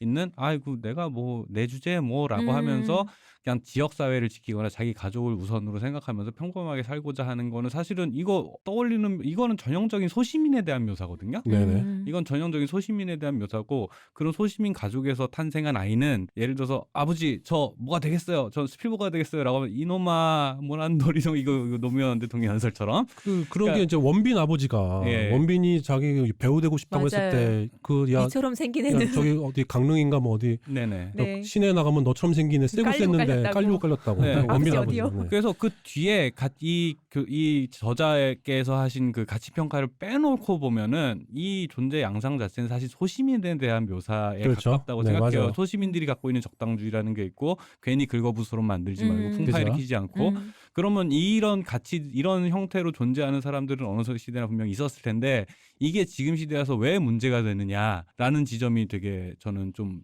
중요한 것 같아요. 근데 제가 이제 쭉 들으면서 책은 사실 안 보고 이제 설명을 듣고 있는데 듣고 있게 느끼는 게 뭐냐면 이분들이 그 이런 방어적인 태도를 갖게 되는 이유가 사실은 그렇게 방어적인 태도를 갖게 만드는 강제하는 환경인 건데 쉽게 얘기하면 나가서 갈 데가 없다. 그러니까 가족에 머문다라는 것도 가족의 안온한 가족 안에서 보호받고 뭐 울타리가 되어주고가 아니라 사실은 말씀하신 떠안는다. 취업 안 되고 결혼 못하면 갈 데가 어떻게 자취하거나 혼자서 반지하방에 자취하거나 아니면 머쓱하지만 부모님 집에 얹혀 있거나 하잖아요. 그거 외에 선택지가 없단 말이에요. 그러니까 가족이 받아준다라는 개념 말고는 원래 가족 안에 있었으니까 딱히 상황이 나아지지 않았으니 계속 가족에 있는다에 가까운 것 같아요. 그러면은 결국에는 그 진짜 이 문제가 왜 이런 문제시 되는 상황이 됐느냐라고 하면은 이제 이분들이 밖으로 나갔을 때 나를 어디에 위치 짓고 내가 어떤 삶을 살 수 있을까라는 생각을 했을 때 선택지라는 게 너무 없다라는 건 거지. 선택지가 너무 없으면 결국엔 남는 거는 지금 갖고 있는 거라도 지키자라는 방어적인 선택을 할 수밖에 없고 라고 생각을 하면 이거는 이 문제는 같은 양상은 여전히 있었으나 2017년 이 책이 나온 17년부터 현재까지 이어져오는 요 상황이 뭐가 바뀌었냐라는 부분에 분명히 좀 약간 초점을 맞추고 생각할 필요도 있어 보이는 느낌이기는 해요. 근데 이제 그게 소시민의 삶이라고 말하는데 사실 약간 좀 느낌인 게 이제 왜 이게 문제처럼 보이냐면 난 그런 것 같아요. 그러니까 말씀하신 소시민의 태도라는 건 제가 봤을 때는 결과예요. 대부분. 그러니까 어른이 갖는 태도라고. 그래서 어른이 내가 살아보니 우리 집에서 그냥 이게 사다 나온 적이 없다. 야, 아버지도 공부 못했다. 이러면서 애한테 그러니까 어른이 말하는 태도였는데 중요한 건 이게 20대라는 거지. 20대가 난 아빠같이 안 살 거야 하면서 그렇지. 그래야 20대인데. 뛰쳐나가는 그게 아니라 애가 굉장히 온순한 척 굉장히 양순한 척 집안에 머물러 있는 그 형태. 그러니까 이 생활 소시민의 태도를 어른이 가지고 애들한테 그 다음 세대에 강요하는 어른이 아니라 이 다음 세대가 이미 그 소시민의 태도를 겪고 살아보지도 않은 애들이 그걸 갖고 있다는 거죠. 왜? 학습하고 있다는 거죠. 이미 학습된 지난 자기 세계의 그 입시에서의 실패를 통해서 나머지 자기의 남은 삶마저도 규정을 해버린다는 거지. 그러니까 이게 그래서 좋은 지적을 해주셨는데 저는 이걸 패배주의적이거나 뭐 적당주의라고 하고 싶지 않고 방어적 태도라고 말하고 싶은데. 잠깐 그럼 거기서 이것만 얘기할게요. 네. 여기서 우리가 지금 패배주의나 이거 이제 가치 판단 좀 들어간 말인데 제가 아까 김홍준 교수님 말대로 약간 반감이 있었던 것처럼 이 그 책에 교수님의 최 교수님이 책에서 언급한 어떤 학적 언어로 우리가 그걸 언급한 거고 이제 적당주의라는 말을 우리가 쓰기엔 조금 이제 좀 우리가 개별적으로 그걸 쓰기에는 이제 좀 구분을 좀 해줘야 돼요. 네네네. 네. 그래서 이런 방어적인 태도를 보이는 게 사실은 기시감이 있는데 뭔가라고 생각해 보니까 일본 청춘들을 다룬 만화에서 되게 많이 본 태도인 거예요. 그렇죠. 고시엔 그 네. 결승전에 뭐 그런 네, 그런 거죠. 열혈 만화가 한 부류가 있고 그렇죠. 열혈 만화. 이게 중간이 없고 그 다음에 어디 있냐면은 그 누구죠? 러브송이라는 영화에서도 주인공의 태도가 그 네네. 유명한 일본 영화 러브송의 여주인공이 시골에 고등학교를 사는데 고등학교 졸업하면 어쨌든 취업해야 되니까 내 인생은 여기 소도시에서 끝나니까 그 이전에 자기가 좋아했던 어떤 선배 오빠가 있는데 서울에 도쿄에 있대. 그러니까 자기가 인생을 앞으로 그렇게 살 거기 때문에 마지막 일탈을 위해서 고등학교를 잠깐 째고 도쿄에 가서 그 오빠의 삶을 잠깐 추적하는 그 영화가 있어요. 근데 그게 지금 생각하면 그 말씀하신 그 느낌이 드는 게 우리한테 없는 정서거든. 네네. 네. 우리 차라리 서울 가서 그 오빠랑 뭐 살던 깨박고 살던 뭐 어떻게든 하려고 하잖아. 근데 그게 아니라 이미 자기의 삶을 규정해놨어. 난 고등학교 졸업하면 이 소도시에서 그러저러하게 살 거야. 하지만 그 전에 마지막 무슨 벚꽃 같은 순간처럼 좋아했던 동경했던 사람의 그거를 추적해 그 사람을 따라가겠어 하면서 왜 오자키 유타카 노래 듣고 현타 와서 네네. 돌아오잖아요. 지금 말씀하신 게 그런 느낌이 있는 거예요. 그러니까 말씀하신 그것도 그 그렇고 그 좀 그런 그나마 러브송 같은 영화는 로망이라도 있죠. 이제 로망인 거죠. 근데 예를 들어서 그 이나중 타쿠부 그렸던 그분이 나중에 그린 그 두더지라던가 네. 이런 작품들을 보면은 모든 것을 내려놓은 상태의 인간이 있는데 사실은 지금 묘사된 그 느슨한 개입조차도 하지 않는 단계예요. 걸로 가면 이제 히키코모리 그 다음 단계 사실 그렇죠. 히키코모리잖아요. 히키코모리죠. 네. 느슨한 개입조차 포기하면 그 다음에 남는 건 히키코모리밖에 없어요. 그죠. 그럼 사회성을 포기하지 않은 상태에서 사회성을 어느 정도 포기하지 않게 만드는 이유는 뭐냐라고 하면 여기가 예를 들어서 그 일본과 어떤 차이가 있나라고 생각을 해보면 방금 얘기한 것처럼 그 러브송 같은 경우에 지방 소도시나 이런저런 삶을 살게 될 거야라는 거는 어쨌든 이게 내 마음엔 들지는 않지만 답은 여기 있긴 하다라는 거라면 여기서는 진짜로 모든 걸 놔버리는 순간에는 답조차 없다. 그렇기 때문에 느슨한 개입조차 포기해버릴 수는 없다. 왜냐하면 정말 그 다음부터는 존재 자체가 그냥 사라져버리는 거 외에는 삭제되는 거 외에는 방법이 없거든요. 그게 그 약간 그 비슷한 듯 다른 결이 여기서 발생하는 게 아닌가라는 생각이 좀 들긴 근데 하더라고요. 비슷한 듯 다른 결인지 혹은 우리가 일본의 뒤를 쫓아가는 그렇죠. 그건 그게 알 수 전 없는 단계인 거죠. 건지 예. 그걸 정말 모르겠기 때문에 무서운 거죠. 그렇죠. 그래서 이 다음 단계 사실 제가 볼 때 히코모리거든요. 저는 사실 읽으면서 그걸 생각했던 게 바로 그 지점이 이 교수님이 학과가 사회학과라서 아닌가라는 생각도 전 들었어요. 사실은 네. 뭐 교수님이 인터뷰로 설정했다는 학생들이 대부분 보통 학부로 시작해서 나중에 과를 설정을 하는 걸로 간단 말이에요. 통합학과로 학부로 네. 갔다가 근데 이 사회학과를 설정한 학생들이 자기가 가고 싶은 과를 거의 사회학과가 아니었어요. 보통은. 자기 일지망이 아니고 네네. 그리고 주변에서도 다들 사회학과 가는 거 말려. 너 그거 가서 뭐 할래? 취업도 안 되는데가 되니까. 근데 어쩌다 보니까 이 학생들이 친한 선배들이 뭐 사회학과라서 그냥 어쩌다 보니 이지망 일지망 안 돼서 그냥 어쩌다 이지망이야. 배정이 그렇게 받게 돼서. 그렇죠. 네. 근데 그러다 보니까 근데 이 사회학과라는 또 특성이 있지 않나. 근데 재학생 얘기를 하고 졸업생을 추적을 했을 때 지금 뭐 하고 사나라고 추적을 했을 때 보통 이 학교를 다닐 때 이 느슨한 태도로 똑같은 경우가 많다는 거죠. 그렇죠. 네. 직장을 해도 공무원을 하기 위해서 열심히 하지 않는다던가 하기는 해야 되는데 열심히 하지 과몰입하지 않는다던가 혹은 직장을 해도 어떤 사회적 기업이라서 왜 시민단체 이런 데다 보니까 그런데 그러니까 느슨하게 해도 느슨한 되는 형태의 일, 직장. 네, 네. 그러니까 임금은 적지만 느슨한 형태의 해도 되는 직장이라든지 이게 이런 류의 그 사례가 많아요. 네네. 그게 이제- 시민단체나 뭐 사회복지 네. 뭐 네. 단체 이런데. 그러다 보니까 이건 또 이 과의 특성 때문이지 않나라는 생각이 전 솔직히 좀 들어요. 그러니까 공통적으로 느껴지는 거는 뭐가 잘 안 됐을 때 나에게 상처를 최대한 주지 않는 거. 그렇죠. 네. 이라는 그런 자기 보호의 욕망인데 그 아까 말씀드린 그 자기 보호 욕망이 그 태도가 더더욱 강화되면 그 다음에 히키코모리인데 히키코모리 전 단계에서 제가 볼 때는 이제 이 대표님 말대로 결국엔 그렇게 될지도 모르겠지만 제가 볼 때는 그렇게 되지 그 히키코모리까지 안 가게 만드는 환경이 강제하는 면도 분명히 있긴 한 것 같아요. 어느 정도는 발을 걸쳐야 된다 네가라는 것. 아직까지 성찰적 겸연적은 있는 거죠. 네, 예, 그렇죠. 그 성찰마저 없어지는 순간에는 뭐하러 못하러 예, 될 라는 테니까. 거죠.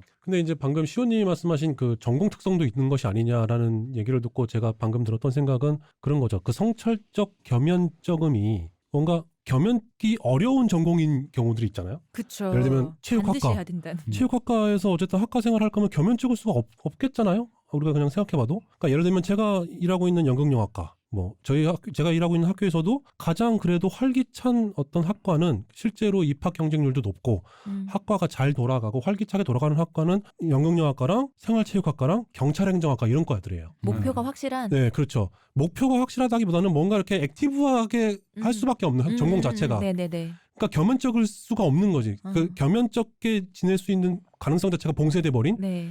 뭐 그렇다 보니까 어쨌든 다른 과에 비하면 훨씬 더 이렇게 뭐 이렇게 활기차고. 활기차게 진행이 된다는 네. 거죠. 교수님 이론 전공들은 겸연 적어요.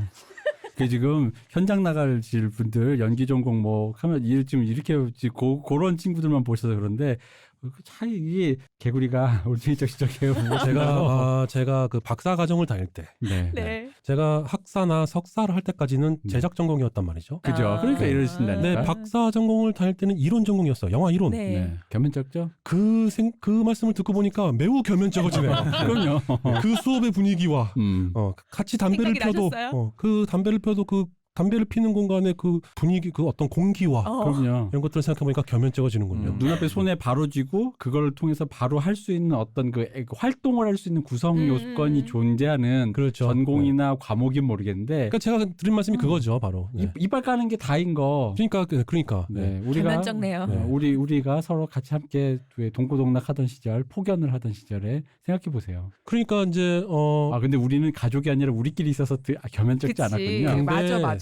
네. 생각해보면 우리가 그렇게 한참 박 박사님이랑 이 대표님이랑 뭐 이렇게 제가 한참 어울렸을 때를 생각해보면 정말 가족인 거지. 아, 그렇죠. 그 그게 유사 유사가족. 정말 유사가족이에요. 예, 예. 유사가족 정말. 밖으로 나가지 않은 그러니까 거잖아요. 이게 맞아요. 그 형제나 다름없었지. 사실은 좋은 의미든 나쁜 의미든. 저는 형제라고 하니까 갑자기 소름이 돋는데 미안합니다. 네. 아니 왜냐하면은 저기에서 묘사한 형태라는 게 네. 결국은 늦고 빠르고의 차이지 음. 기본적으로 사회가 됐든 학업을 이제 일찍 경쟁에서 낙오됐다라고 스스로 느끼는 그 타이밍이 조금 일찍 온 학생들인 것 같고 네. 이제 예를 들어서 저 같은 경우에는 현장이나 이제 자기가 제 커리어를 시작하려고 하는 과정에서 이제 30대쯤에 그런 종류의 낙오와 좌절감을 맛본 이후에 딱 저 상태가 돼요. 느슨하게 관여한 상태, 안 하는 것도 아니고 하는 것도 약간의 현자 타임도 있고. 그러니까 예를 들어 저 아무것도 없는 사람인데 경조사는 꼭 참석하거든요. 왜냐하면 그것마저 안 하면 나의 사회관계는 끝이란 말이죠. 그치. 직장을 다니는 것도 아니니까. 음. 근데 그런 식의 느슨한 관여. 너는 뭐 쟤는 참 반죽도 좋은데 일도 없고 되는 것도 없으면서 경조사에는 꼭 나와가지고 무조건도 내고 가고라고 하는데 제 입장에선 그거라도 해야 제 인간관계라는 게 이어진단 말이죠. 언젠가 한번 연락을 해도 멋쩍지 않은 그렇죠. 관계가 되니까요. 예, 그렇다고 하면은 이런 것들이 그러니까 결국에는 저는 이제 느껴지는 게 사실 가족에 머문다라고 하니까 저는 그 말 들으면서 제일 먼저 드는 생각이 아니 가족은 지금 가부장제 사회 자체가 동아시아의 가부장제 사회 자체가 다 해체되고 있고 그 기능을 잃어가는 과정인데 일종의 난파선 이 시스템 자체가 일종의 난파선이 돼버렸는데 거기밖에 갈 데가 없다라는 거는 정말 그러면 그 다음은 어떻게 할까? 예를 들어 바로 그 얘기를 최 교수님이 하셨거든요. 왜냐하면 그런가요? 네, 하셨어요. 왜냐하면 그러니까 그것은 서울 쪽은 그런데 이미 다 각계급화가 돼서 서울 쪽은 다 그런데 지방은 아직 그게 그렇게 내려오지 않았다는 거죠. 그래요. 아직 네. 남아있다. 그런 남아있어요. 전통적인 여기 이제 것들이. 사례로 보면 예. 제가 그 말씀드리니까 사례가 생각이 나는데 인터뷰가 여학생이에요. 여학생인데 그런 심층 질문을 던져본 거죠. 너의 인생에서 위기가 뭐였냐? 근데 위기가 두 번이 있었던 거지. 인터뷰를 해보니까 첫 번째 위기가 어릴 때 가족들이랑 바닷가를 놀러 갔는데 미아가 된 거야.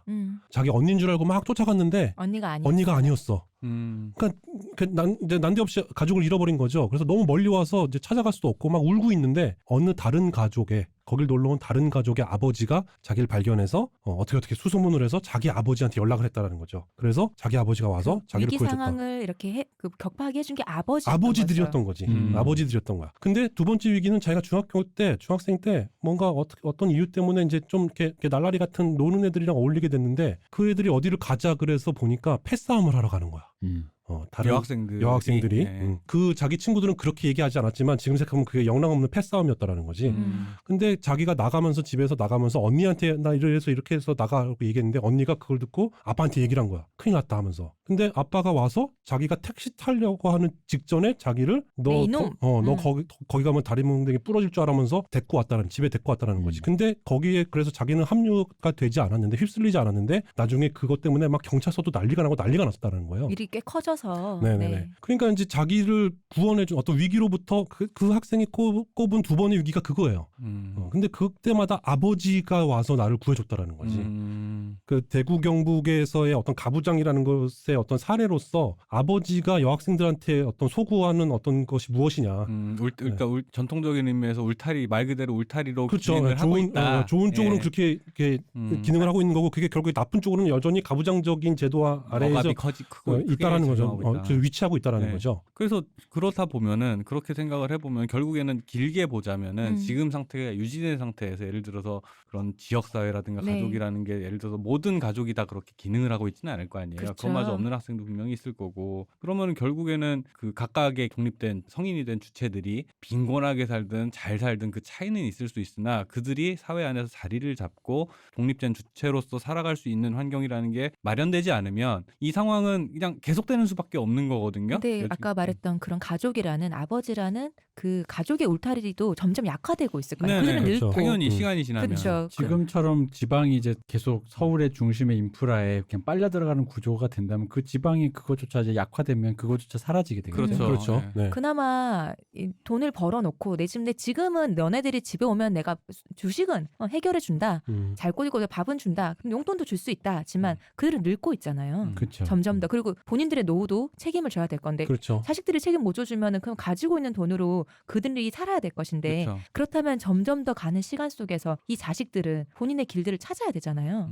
그렇게 했을 때 사회가 이대로 그냥 냅둘 것인가 라고 생각을 해보면 어떻게 사실은 해줄 것이냐. 저는 그 적당주의라고 표현된 것들이 결코 막 엄청난 악덕이라는 생각은 사실 안 하거든요. 그렇죠. 예, 여기서도 그걸 굉장히 나쁘게 악덕이네 표현하지 하지 않아요. 예, 않아요. 악덕이라고 생각하지 않는데 근데 이제 예를 들어서 적당주의니 뭐 무사일주의 이런 식으로 얘기를 하면 보통 이제 사람들이 가치평가가 이미 들어간 단어로 생각을 하니까 그렇죠. 예 그렇긴 한데 그런 사람들이 적당히 살려는 사람들이 적당히 살 수 있게 만들어주려야 되는데 그러지 못하고 있다라는 게 사실은 이게 예전엔 그랬고 지금도 예전에도 그랬고 지금도 그랬으나 똑같은 말을 위기로 느끼게 하는 것 같아요. 그 차이가. 혹은 누군가는 적당히 살기 싫을 거예요. 근데 적당히 살 수밖에 없도록 만드는 거죠.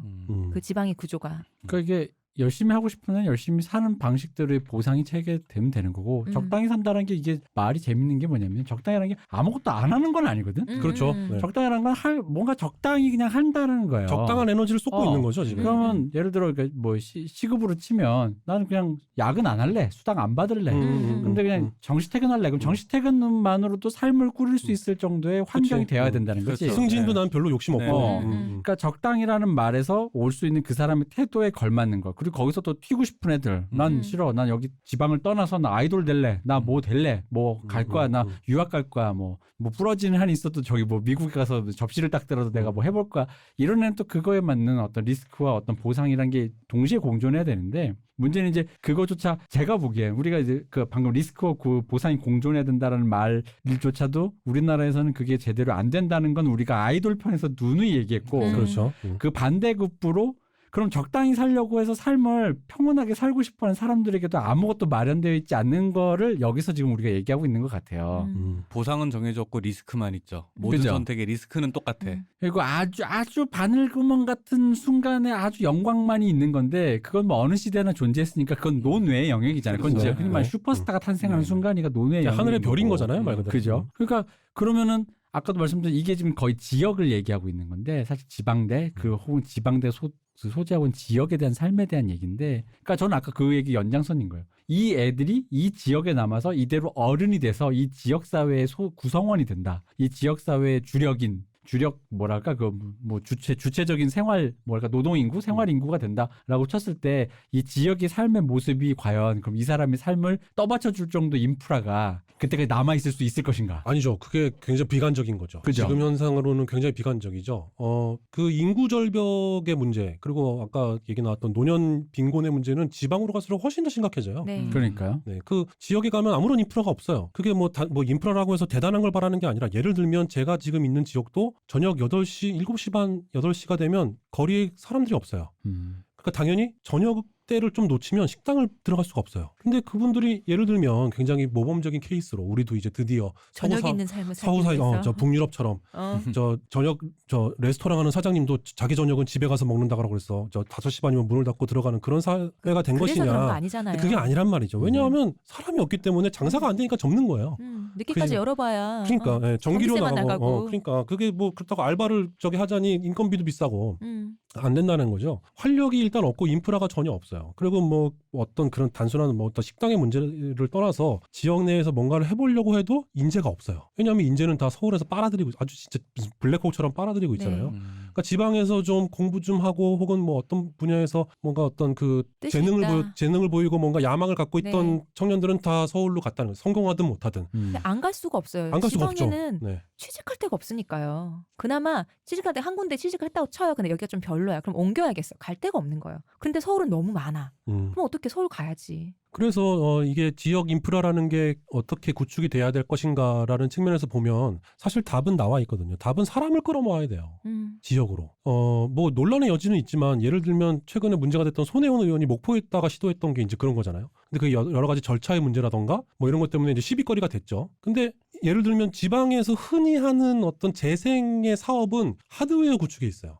재건축 혹은 뭐 리모델링. 예를 들면 어떤 무슨 어떤 거리를 조성 무슨 거리 무슨 거리 뭐 거리. 영화의 거리 무슨 무슨 문화의 거리 조성하면서 뭔가 보도블록 새로 깔고 뭐 벤치도 새로 놓고 하면 사람이 올 거라고 착각을 하고 그렇게 하지만 시설은 좋아졌는데 여전히 노인들밖에 없는 거지. 얼마 젊은 사람들은 전에 오지 않죠. 주말에 관광객이 오겠죠. 관광객도 사실은 그걸 보러 거기까지 가지 않는 거죠.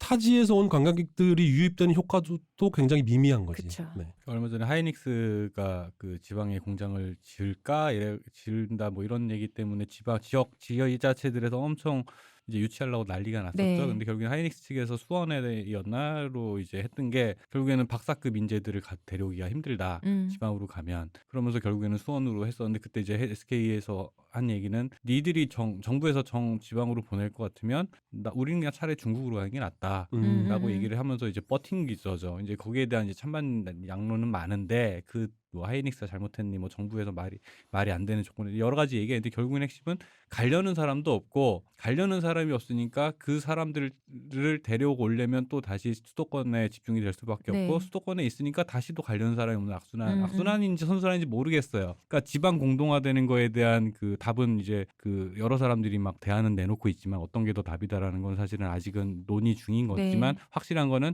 그 지역에 아직 살고 있고 앞으로 살아가야 될 사람들도 분명히 있는 거고 그럼 그 사람들이 앞으로 어떤 종류의 삶을 살아가게 될 것인가에 대한 문제는 분명 우리가 미처 고민하지 못한 블랭크였던 건 맞는 것 같아요. 그 부분을 이 책이 조명을 하게 된 것 같고. 그렇죠. 그리고 이제 저출산의 문제가 전국 공통적인 현상이긴 한데 지역의 경우, 지방의 경우 저출산 플러스 인재 탈출 러쉬의 문제가 있거든요. 젊은 사람이 없네. 네, 젊은 사람이 없는 거죠. 좀 어느 정도 크다가 대학 진학을 목전에 두고 탈출하거나 혹은 뭐 대학을 졸업해서도 직장이 없으니 또 탈출하거나 점점 공동화되는 거죠. 굉장히 심각한 문제죠. 사실은 답이 없어요. 답이 없고 이미 지역이라는 것이 우리나라에서 계층화됐단 말이죠. 그게 뭐 대구로 친다면 이 책이 대구를 기반으로 하고 있으니 대구에서도 수성구를 살고 있느냐 아니냐에 따라서 그렇죠. 부산에서도 해운대구를 살고 있느냐 아니냐 뭐 서울도 마찬가지죠. 강남, 서초, 뭐 송파 이렇게 해서 이미 계층화됐다는 거죠. 그래서 대학도 마찬가지. 이게 돌고 돌아서 다시 이게 대학의 문제로 돌아오는데 결국에는 대학 역시 로케이션의 문제를 극복할 수가 없어요.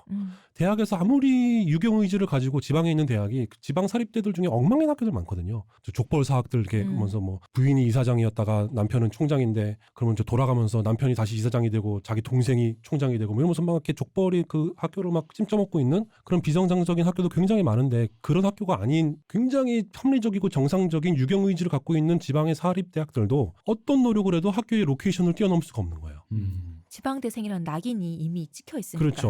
그러니까 오지 않는 거죠. 점점 오지 네. 않아요. 학생들이 점점 오지 않고 그냥 그 모든 노력이 제가 다니고 있는 학교의 어떤 현상을 보면 주변에 그 상당수의 학교들이 그 미군 공여지 네. 저 경기도권의 미군 네. 공여지 무슨 뭐 캠프 콜버니니 뭐 캠프 뭐니 페이지니 뭐 이런 의정부 남양주 뭐 이런 쪽에 있는 저 고양시 뭐 이런 쪽에 있는 미군 기지가 다 평택으로 빠지면서 굉장히 넓은 땅이 남은 그곳으로 캠퍼스들을 막 짓고 올라갔어요.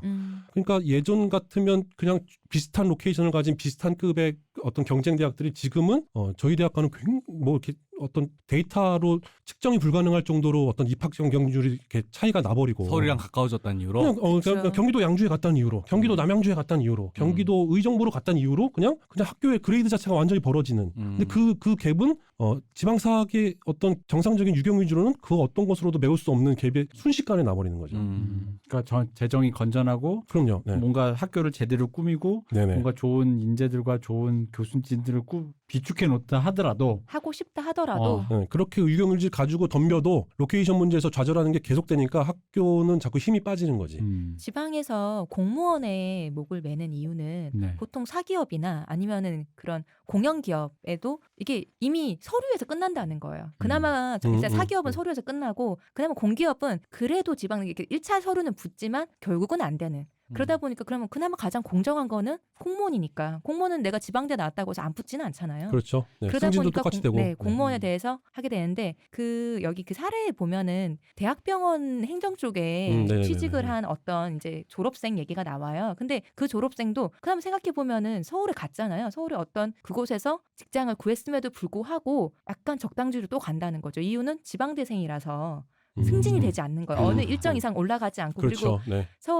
서울에 있는 대학병원 소재에서도 낙하산이 너무 많은 거죠. 그러다 보니까 자기 갈 수 있는 자리는 몇 개 없는데 그 자리나 아니면 요직은 자기는 거기 안 넣어주는 거예요. 그러니까 가늘고 길게는 갈 수 있는데 이걸 계속 해야 되나라는 힘이 빠지는 그런 게 계속 순환이 돼버리는 거죠.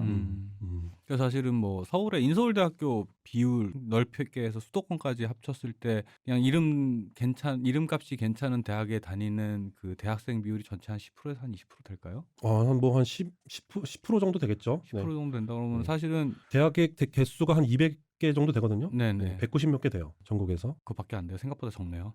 폐교가 많이 됐고 아. 4년제만 따졌을 때 아. 뭐 2년제, 3년제를 합치면 훨씬 더 많아지죠. 그렇게 생각을 하면은 사실 90%라는 숫자는 사실은 대부분이라는 말과 거의 동의어로 사용이 그쵸. 되는데 이 대부분의 학생들이 별다른 향상심 없이 그 시절을 보내고 있다라는 건 분명히 사회적으로 생산성을 낮추는 되게 큰 문제. 이렇게 그렇죠. 얘기가 되게 나라 걱정하는 사람 같은데. 그 애국하는 사람 네, 됐네. 되게 애국자 같은데. 애국방송 아날람. 그렇습니다. 네. 애널람. 네. 그런 생각은 분명히 들긴 하네요. 이제 젊은 학생들이 그런 향상심이나 학습 의지, 그 향상심이 없다라고 하는 거는 그거는 사회 전반적인 생산성 향상에 분명히 그렇죠. 악영향을 끼칠 수밖에 없는 문제가 그러다 분명히 보니까 있는데. 직장을 구할 때도 이런 일을 하는 사람도 있어야죠. 근데 그게 나라는 거에 대해서 아무 거부감이 없어지는 거죠.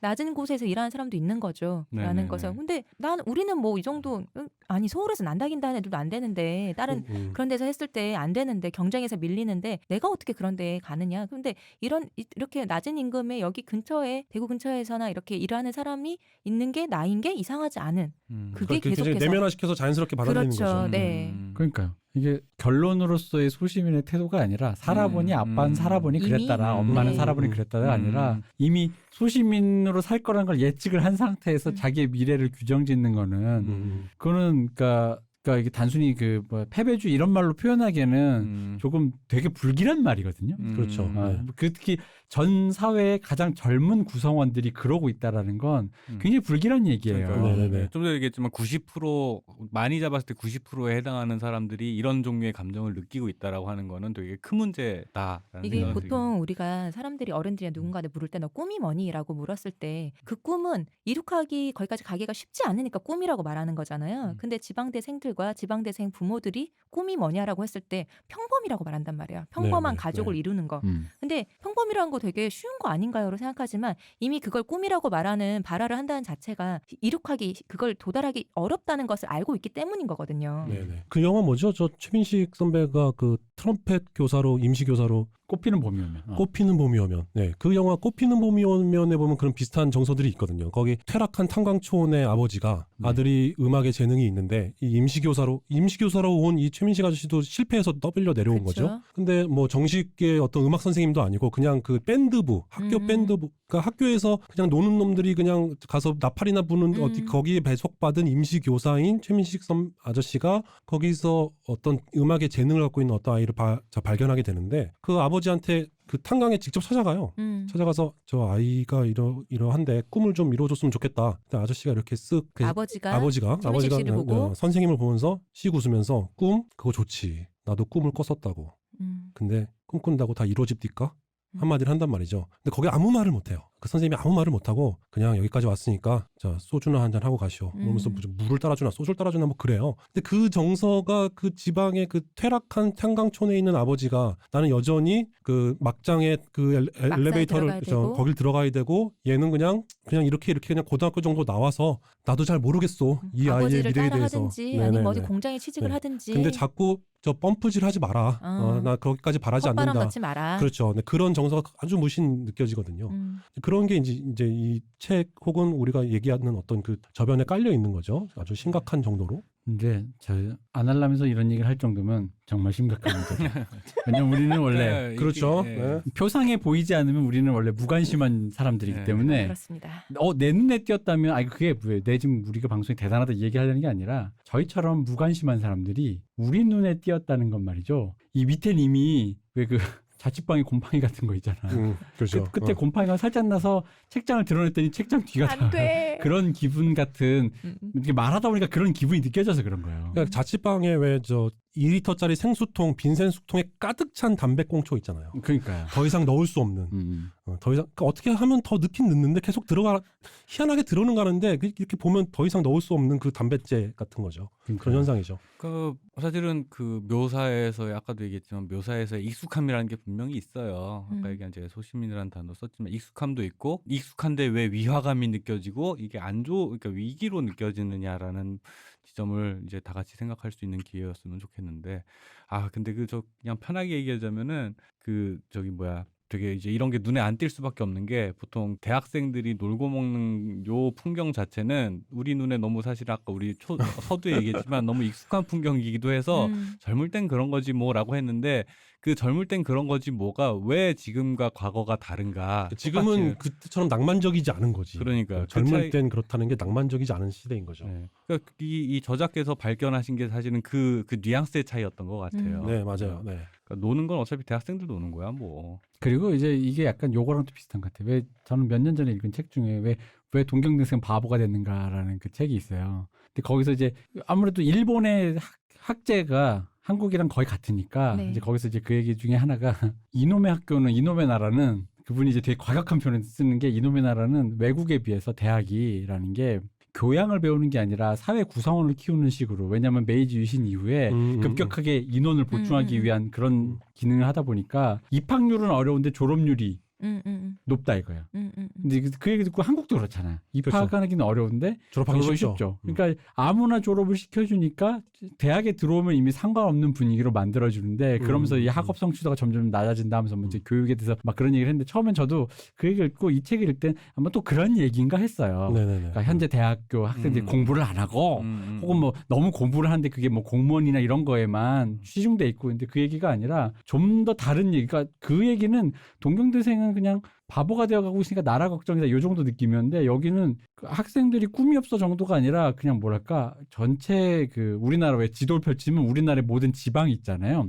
서울, 충청도, 이남, 이루 모든 지역이 수수깡처럼 꺼져가는 거를 세계 묵시록적으로 묘사하는 기분인 공포가 거예요. 느껴져요. 네, 그러니까 네. 맞지. 왜냐하면 그 동경대생 바보가 된 그 책은 우리 엘리트들이 그래봐야 동경대생이잖아 거기는. 이렇게 옛날 엘리트에 비해서 조금 이렇게 되면 앞으로 참 나라 꼴이 그러니까 어쨌든 나라는 엘리트들이 가져가는 건 사실인 거니까. 근데 엘리트들 이런 엘리트 걱정이었는데 이거는 그게 아니라 이 교수님 말씀하신 그 서울대 요새 재학생들 점점 더 미분 못 풀어요. 뭐 요 정도 그죠, 얘기란 그죠. 말이에요. 네. 그러니까 이거는 그게 아니라 나라의 지지 기반, 그러니까 탑에 있는 어떤 엘리트가 아니라 지지 기반, 일반인, 소시민들의 삶이 어떻게 꺼져가는가를 조망하는 것 같아요. 그러니까 방금 얘기하신 게 그런 시스템이 이러니까 제대로 교육을 못한다의 얘기였다면은 이 시스템 구성원 하나하나가 내면적으로 약간 황폐화되었다라는 느낌에 가까운 것 같아요.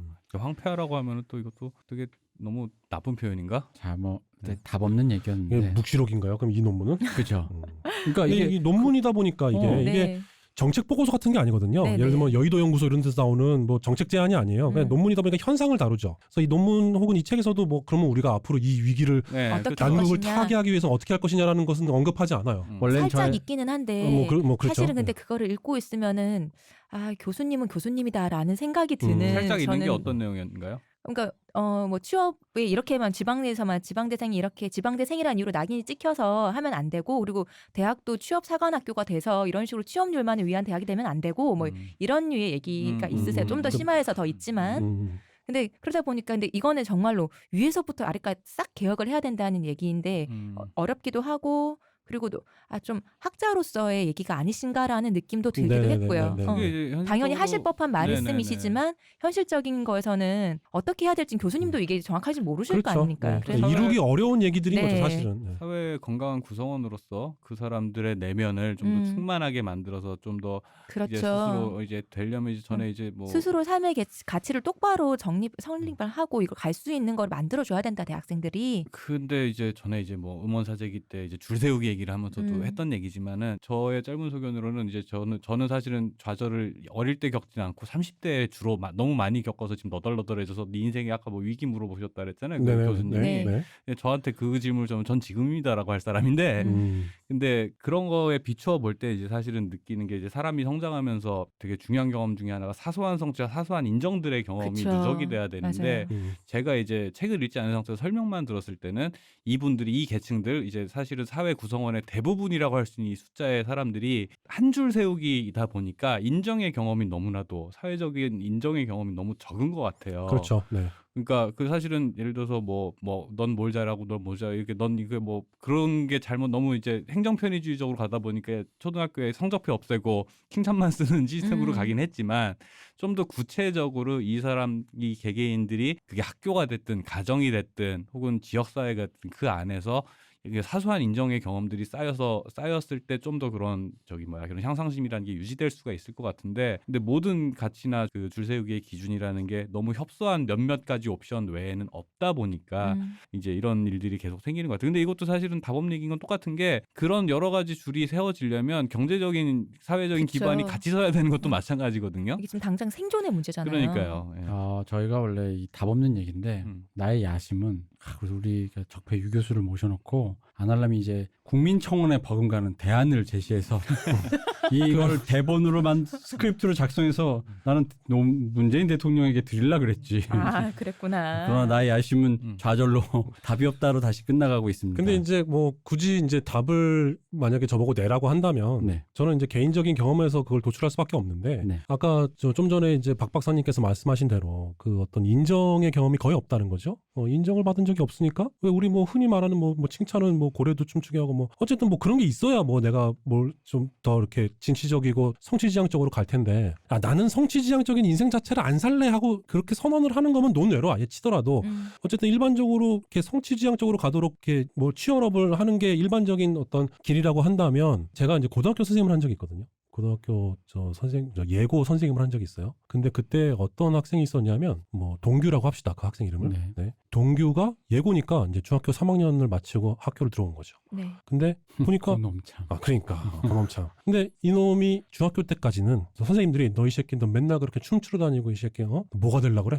저 공부는 맨날 그 꼴찌고 막 그러니까 너 이 새끼 너 뭐 커서 뭐가 되려고 그러냐 뭐 이런 얘기만 듣고 자라다가 어떻게 해서 예고를 들어오게 된 거예요. 근데 예고를 들어왔더니 선생님들이 야 너 춤 정말 잘 춘다. 동규 너 춤을 진짜 잘 추는구나. 너는 뭐 이런 걸 어머, 어쩜 잘하는구나. 세상에. 그러면서 얘를 이렇게 북돋아주기 시작한 그런 네. 사람들이 최초로 생기기 시작한 거지. 주변에 선생님들은 항상 자기를 뭐라고 하고 중학교 때 선생님들은 구박하고 구박했는데 주눅들게 하는 존재였는데 선생님들이 자기를 뭘 잘한다 이거 해봐라 뭐 이렇게 해봐라 이런 사람들이 처음으로 생긴 거예요. 더 근데 잘하고 싶잖아요. 그러면. 그 동규 어머니가 이렇게 교무실에 와서 뭐라 그랬냐면 자기는 동규가 여기 예고에 온다고 해서 되게 반대했다는 거지. 걱정도 많이 하고. 근데 동규가 여기 오더니 학교 가는 걸 너무 내가 좋아한다고. 바뀐 거죠. 소름. 우리 엄마가 나 대학교 갈 때 그랬는데. 그러니까 얼마나 그 다크한 삶을 그동안 살았냐라는 거지. 여기 인정받지 앉아 있는 못하고. 동규가. 그래서 그 동규 동규도 어머니가 힘들었구나. 동규 어머니가 막 눈물을 막 흘리면서 우리 동규 대학도 안 가도 되고 못 가도 되고 그냥 선생님들이 지금처럼만 이렇게 북돋아주면 좋겠다고. 자기는 아무 욕심이 없다고. 자식의 그런 모습을 너무 오랜만에 보다 그렇죠. 보니까. 최초로 본 거죠. 오랜만이 네. 아니라 최초로 본 거예요. 학교 가고 싶어 한다라는 걸 처음으로 애가 이제 그러니까. 근데 그 아이가 아유, 우리 결국에는 동규 얼마나 힘들었을까. 그 동규가 결국에는 그 연기로 굉장히 좋은 학교를 갔어요. 네, 저 한예종을 갔어요. 그때 그 선생님들이 다 뿌듯해했죠. 그쵸. 네, 굉장히 뿌듯해했는데 그냥 사람 하나 그렇게 맞아요. 우리가 이렇게 키웠구나. 어. 그 동규가 지금 뭐 하고 있는지 잘 모르겠는데 시간이 많이 팟캐스트 하고 졌으니까. 있는 거 아니에요? 근데 그분이 이제 나이를 먹고서는 뭐 어떻게 됐을지 잘 풀 인생이 성공했을지 실패했을지 그거는 이제 운의 영역도 있으니까 그럼요. 알 수 그렇죠. 없는 네. 거지만 더더군다나 연기하는 사람이니까. 그렇죠. 그렇다고 하더라도 그 인정의 경험 자체는 되게 길게 그럼요. 발산이 되는 그럼 당연하죠. 거거든요. 네. 아니 그러니까 이게 직업의 성공에 귀천은 이런 문제가 아니라 결국 그러니까 그런 사람이 아까도 얘기했지만 주구장창 그런 사람이 어떤 어른이 되냐의 문제예요. 네. 그렇죠. 그러니까 결국에는 그럼 대안이 뭐냐? 그러면 저는 개인적으로 그냥 제가 할 수 있는 수준의 대안은 결국 나도 선생이니. 난 예전부터 지금까지 계속 선생이었으니까 뭐 사회적으로 어떻게 뭐 다 동시에 막 그 동시다발적으로 뭔가 뜯어고치고 그런 것까지는 난 모르겠고 일단 내 위치에서 학생들을 최대한 북돋아주고 용기를 주고 너희는 마이너리티야라고. 아니 그거는 그거대로 그거는 그거고 야는 야고 야는 야라는 거지. 옆에 맞네.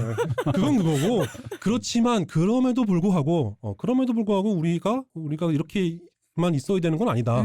우리가 우리는 행복하려고 태어났다. 너는 그냥 그런 거 있잖아요. 당신은 사랑받기 왜 그러세요? 그런 거라는 거지. 어쨌든 선생이 미스터 싱어예요. 이거 왜 이래 이거. 선생이 할 수 있는 건 그게 다라는 거죠. 결국에는. 근데 그 말씀처럼 인정받는 그런 경험도 중요한데, 그러니까 사람을 기다려줄 줄 아는 것도 전 중요한 것 같아요. 네네. 너 지금 당장 아니라도 너 조금 하고 싶은 게 있으면 좀 그래 해봐라고 해줄 수 있는 거 있잖아요. 제가 그 책은 별로 좋아하지 않지만 그 사람 흔들려야지 사람 인간 된다는 그 책 있잖아요. 천번을 뭐 그거. 그게 되게 어디 뭐 병원인가 갔다가 1000번을 까여야 영화 감독이 된다. 그쵸. 뭐 우연히 있어서 앞에만 잠깐 읽었는데, 근데 그게 지금도 기억에 남는데, 그러니까 너라는 꽃이 피는 시절은 따로 있다는 얘기를 해주는 거는 중요하다고 봐요. 우린 다 똑같은 꽃이 아니다라는 얘기는. 그게 저기 옛날에 예능 프로에서 대성이가 나와서 그 얘기 딱 해줘가지고 팬이 그랬어요? 감동해서 갔었죠. 근데 그 책에서 읽은 얘기였구나. 빅뱅의 대성이요? 예. 그 근데 책이 그게 요즘 있고 좀 저도 말이 많은 고목고만 빅뱅. 읽어서 기억이 나는데 네. 중요한 것 같아요. 그러니까 우린 다 다르다는 거. 빅뱅은 빅뱅 중. 네, 빅뱅 중이죠. 빅뱅은 지금 박빙처럼 지금 깨지고 빅뱅 있죠. 중이죠. 네. 이게 뭐 약간 좀 태양은 터지지 않죠. 태양만 남죠. 여간 네. 네. 어제는 답 없는 얘기를 오랫동안 했는데 음. 사실 이게 왜냐면 제가 이제 자꾸 답 없다 이렇게 이제 정리를 하는 이유가 이런 방송을 들으면 대부분 사람들이 그 어떤 문제를 제기하니까 그래서 결론이 뭐냐는 거냐. 그렇죠, 맞아. 그렇죠. 요런 자꾸 거는 저희한테 그렇게 물으세요. 꼭 나타나요. 몰라요, 저희도. 그래서 그 우리가 이제 그런 걸 알 리 없고 그걸 알면 거는 제가 정치를 하겠습니다. 그걸 알면 저 이미 저희가 왜 팟캐스트 왜 하고 있겠어요? 나 이미 민정수석, 음, 나 이미 구국의 영웅 벌써 통일됐어. 난 교육부 장관. 그럼 그러니까 그런 거 아니라 저는 호의호식하고 살겠습니다, 그냥. 네네. 뭘 해 자꾸. 지금 여기에 이런 문제가 있다라는 거고요. 이게 사실 이게 확장해서 좀 본 약간 그럼 어떻게 보면 뭐라 그러지 이게 침소봉대의 얘기일 수도 있어요. 근데 사실은 조금 저도 학생들을 많이 가르쳐다 보다 보니까 예전에 느껴지는 바가 있어요. 왜냐면 그 친구가 왜 지금 아까 그 얘기를 했냐면 저는 그 어린 친구가 이제 어른이 됐어요. 제자들이 사회 구성원이 됐어요. 대학교를 졸업하거나 초등학교 때부터 본 네, 애들도 네. 있는데 환갑되고 그러죠. 네. 그러니까 애들이 그런 어른이 되었다. 왜냐면 저도 그 애들을 가르칠 때 처음 느꼈을 때 아주 옛날에 진짜 왜 대학 나와서 할 거 없어가지고 애들 가르칠 때 그때 처음으로 느꼈었거든요. 왜냐면 우리는 좀 다르잖아요. 우리는 뭐 영화 감독 될 거야. 약간 이런 아까 말씀하신 초중고 때 어떤 선명한 뭐가 비전이 있었다고. 네네. 그러니까 이제 대학교도 그렇게 가겠다라는 마음을 먹었던 건데 그러다 보니까 대학을 이제 갓 졸업한 아직 철딱선이 없는 내가 어린이한테 말했을 때 아주 철딱선 없이 물어본 거지. 꿈이 뭐야? 너 뭐 하고 싶어? 물어보는데 애들이 태반이 없어. 난 그때 진짜 충격받았거든요. 네. 근데 그때 이제 그 친구들이 어찌어찌해서 이제 대학 구성원이 되고 이제 사회인이 됐어요. 그러니까 이제 그러다 보니까 그게 느껴지는 거예요. 이 연장선에서 이렇게 어른이 되었을 때 이게 이제 그 1, 20, 상태로 어른이 되었을 때. 1, 20년 이후에 이 문제가 이게 문제라고 있는지 모르겠어요. 사람은 꿈이 없어도 되는데 문제는 뭐냐면 꿈이 있건 없건 간에 이 상태로 어떤 상태를 가지고 나서 어떤 꿈이 없던 있던 인정받지 못하거나 그런 경험이 누적돼서 그냥 그러저러하게 어른이 되어버렸을 때 근데 그런 어른이 그렇게라도 살 수 있으면 다행인데 아무 인프라도 없는 곳에 그러한 내던져져서. 내던져지는 거지. 그냥 아무것도 없이 아무런 자격증도 아무런 기회도 내팽겨침을 없어서. 당하는 거죠. 네. 인프라도 없는 지역에서 네네. 그런 상태에서 그 지역들이 서서히 꺼져가는 거를 이렇게 눈으로 보면서 그 안에서 가족이라고 말했지만 가족이 영원한 게 아니니까 그걸 서로가 떠내려가는 걸 이렇게 같이 서로 그냥 붙잡고 앉아있는 그 모습이 느껴지니까 네네. 이제 그게 좀 무서워서 이제 침소봉될 수 있습니다. 근데 왠지 그런 기분이 들었습니다. 그래서 약간 미래가 생각됐을 때 거기다 이제 아까 말한 저출산까지 생각하면은 뭐 근데 이제 우리가 조금 냉소적으로 말하자면 제가 늘 저의 스타일대로만 냉소적으로 말하자면 뭐 그래서 대한민국이 없어지면 뭐 그럼 뭐 맞아요. 상관없어요. 대한민국에 꼭 있어야만 하는 당연은 없지. 근데 어쨌든 간에 그게 조용히 꺼지면 상관없는데 그럴 리가 있나요? 내가 살아서 되게 무서운 걸 보게 될까 봐 무섭다는 거예요. 그게 그냥 조용히 그러다 보니까 오늘부터 왜 주민등록 말소되셨는데요. 왜 자취방에 너무 적 안 오고 오래 살다 보면 그런 일 당하잖아요. 네네네. 네. 그런 것처럼 조용히 당하는 게 아니잖아요. 갑자기 여기서 구멍, 세상이 무너지는 것 같고 가족이 흩어지고 우리 IMF 때 경험해봤잖아. 뭐 어디 사회가 무너진다는 건 그런 일이 아니거든. 조용히 사라지는 게 아니거든. 맞아요. 그래서 왠지 그런 기분이 들어서 이 책을 한번 리뷰해봤습니다. 네네. 이 책의 이 깊이를 우리 적폐 교수님께서 네. 아주 그냥 깊이 있게 역시 다뤘습니다. 교수님들하고요. 네, 이 역시. 책은 뭐 이제 꼭 대학 교수가 아니어도 지역에서 학생들을 가르치는 선생님이라던가 혹은 내가 지역에서 지방에서 학교를 다니고 있는 중고등학생, 중고등학생이 읽기 좀 약간 어렵고요. 대학생, 내 인생이 왜 이렇게 흘러가고 있는가에 대해서 뭔가 사유를 해보고 싶은 학생들, 혹은 이런 뭐 지역에서 어떤 정책을 입안하는 사람들, 공무원이라던가 뭐 정치인이라던가 이런 분들이 읽으면 되게 좋을 것 같아요. 대한민국 사람이랑 한 번에 읽어보는 게 좋지 않나. 네. 그리고 이제 뭐 침소봉대가 아니라 그냥 침대봉대입니다. 네, 침대봉대예요. 네, 현상 자체를 굉장히 정확하게 짚고 있기 네. 때문에 제가 뭐 오늘은 이제 웹툰 얘기도 하게 될까봐 뭐 좀 생각해 온 게 있는데 뭐 그럴 시간은 없었고 웹툰의 그 공무원 편이 있어요. 네. 그 복화강에 보면 공무원 편이 있는데 이 공무원 선배가 졸업한 선배가 기안대학교 패션 디자인학과를 졸업한 선배가 4년째 5년째 도서관에 계속 있는 거죠. 자기만의 성을 쌓아놓고 막 이렇게 다 책으로 저 학생 식당에서 밥 먹고 근데 4년째 5년째 계속해서 도전을 하고 있는데 결국에는 계속해서 실패해요. 이 도전을 계속 실패해요. 근데 나중 되면 그 편에 보면 한 3년차 4년차쯤 되면 그 학원에서 선생님들이 저분은 이미 모든 것을 완성하신 수험생 아닌가. 그냥 쟤는 이제 너는 합격할 거야. 너는 이제 모든 문제의 패턴과 기출문제 모든 걸 다 파악하고 있으니 근데 떨어져. 근데 너는 네 실력만 그냥 제대로 하면 걱정하지 않아도 돼라는 그 수준까지 가는데 계속 떨어지는 거예요. 시험도 왜 시험에 강한 사람들이 있잖아요. 그럼요. 시험 진짜 운이에요. 그러니까요. 근데 계속 떨어지는 거야. 그래서 마지막에 이 선배가 자기가 독서실 책상에다가 도서관 책상에다가 놓았던 조그만 미니 선인장을 학교 그 화단에다가 심어요. 심으면서 되든 안 되든 나는 이제 떠난다. 그래서 그 선배가 붙었는지 떨어졌는지 전혀 알려주지 않고 끝나는 그 편 그 에피소드가 네. 끝나죠. 근데 마지막 컷에 보면 그 선인장이 뿌리를 내리고 꽃을 피우죠.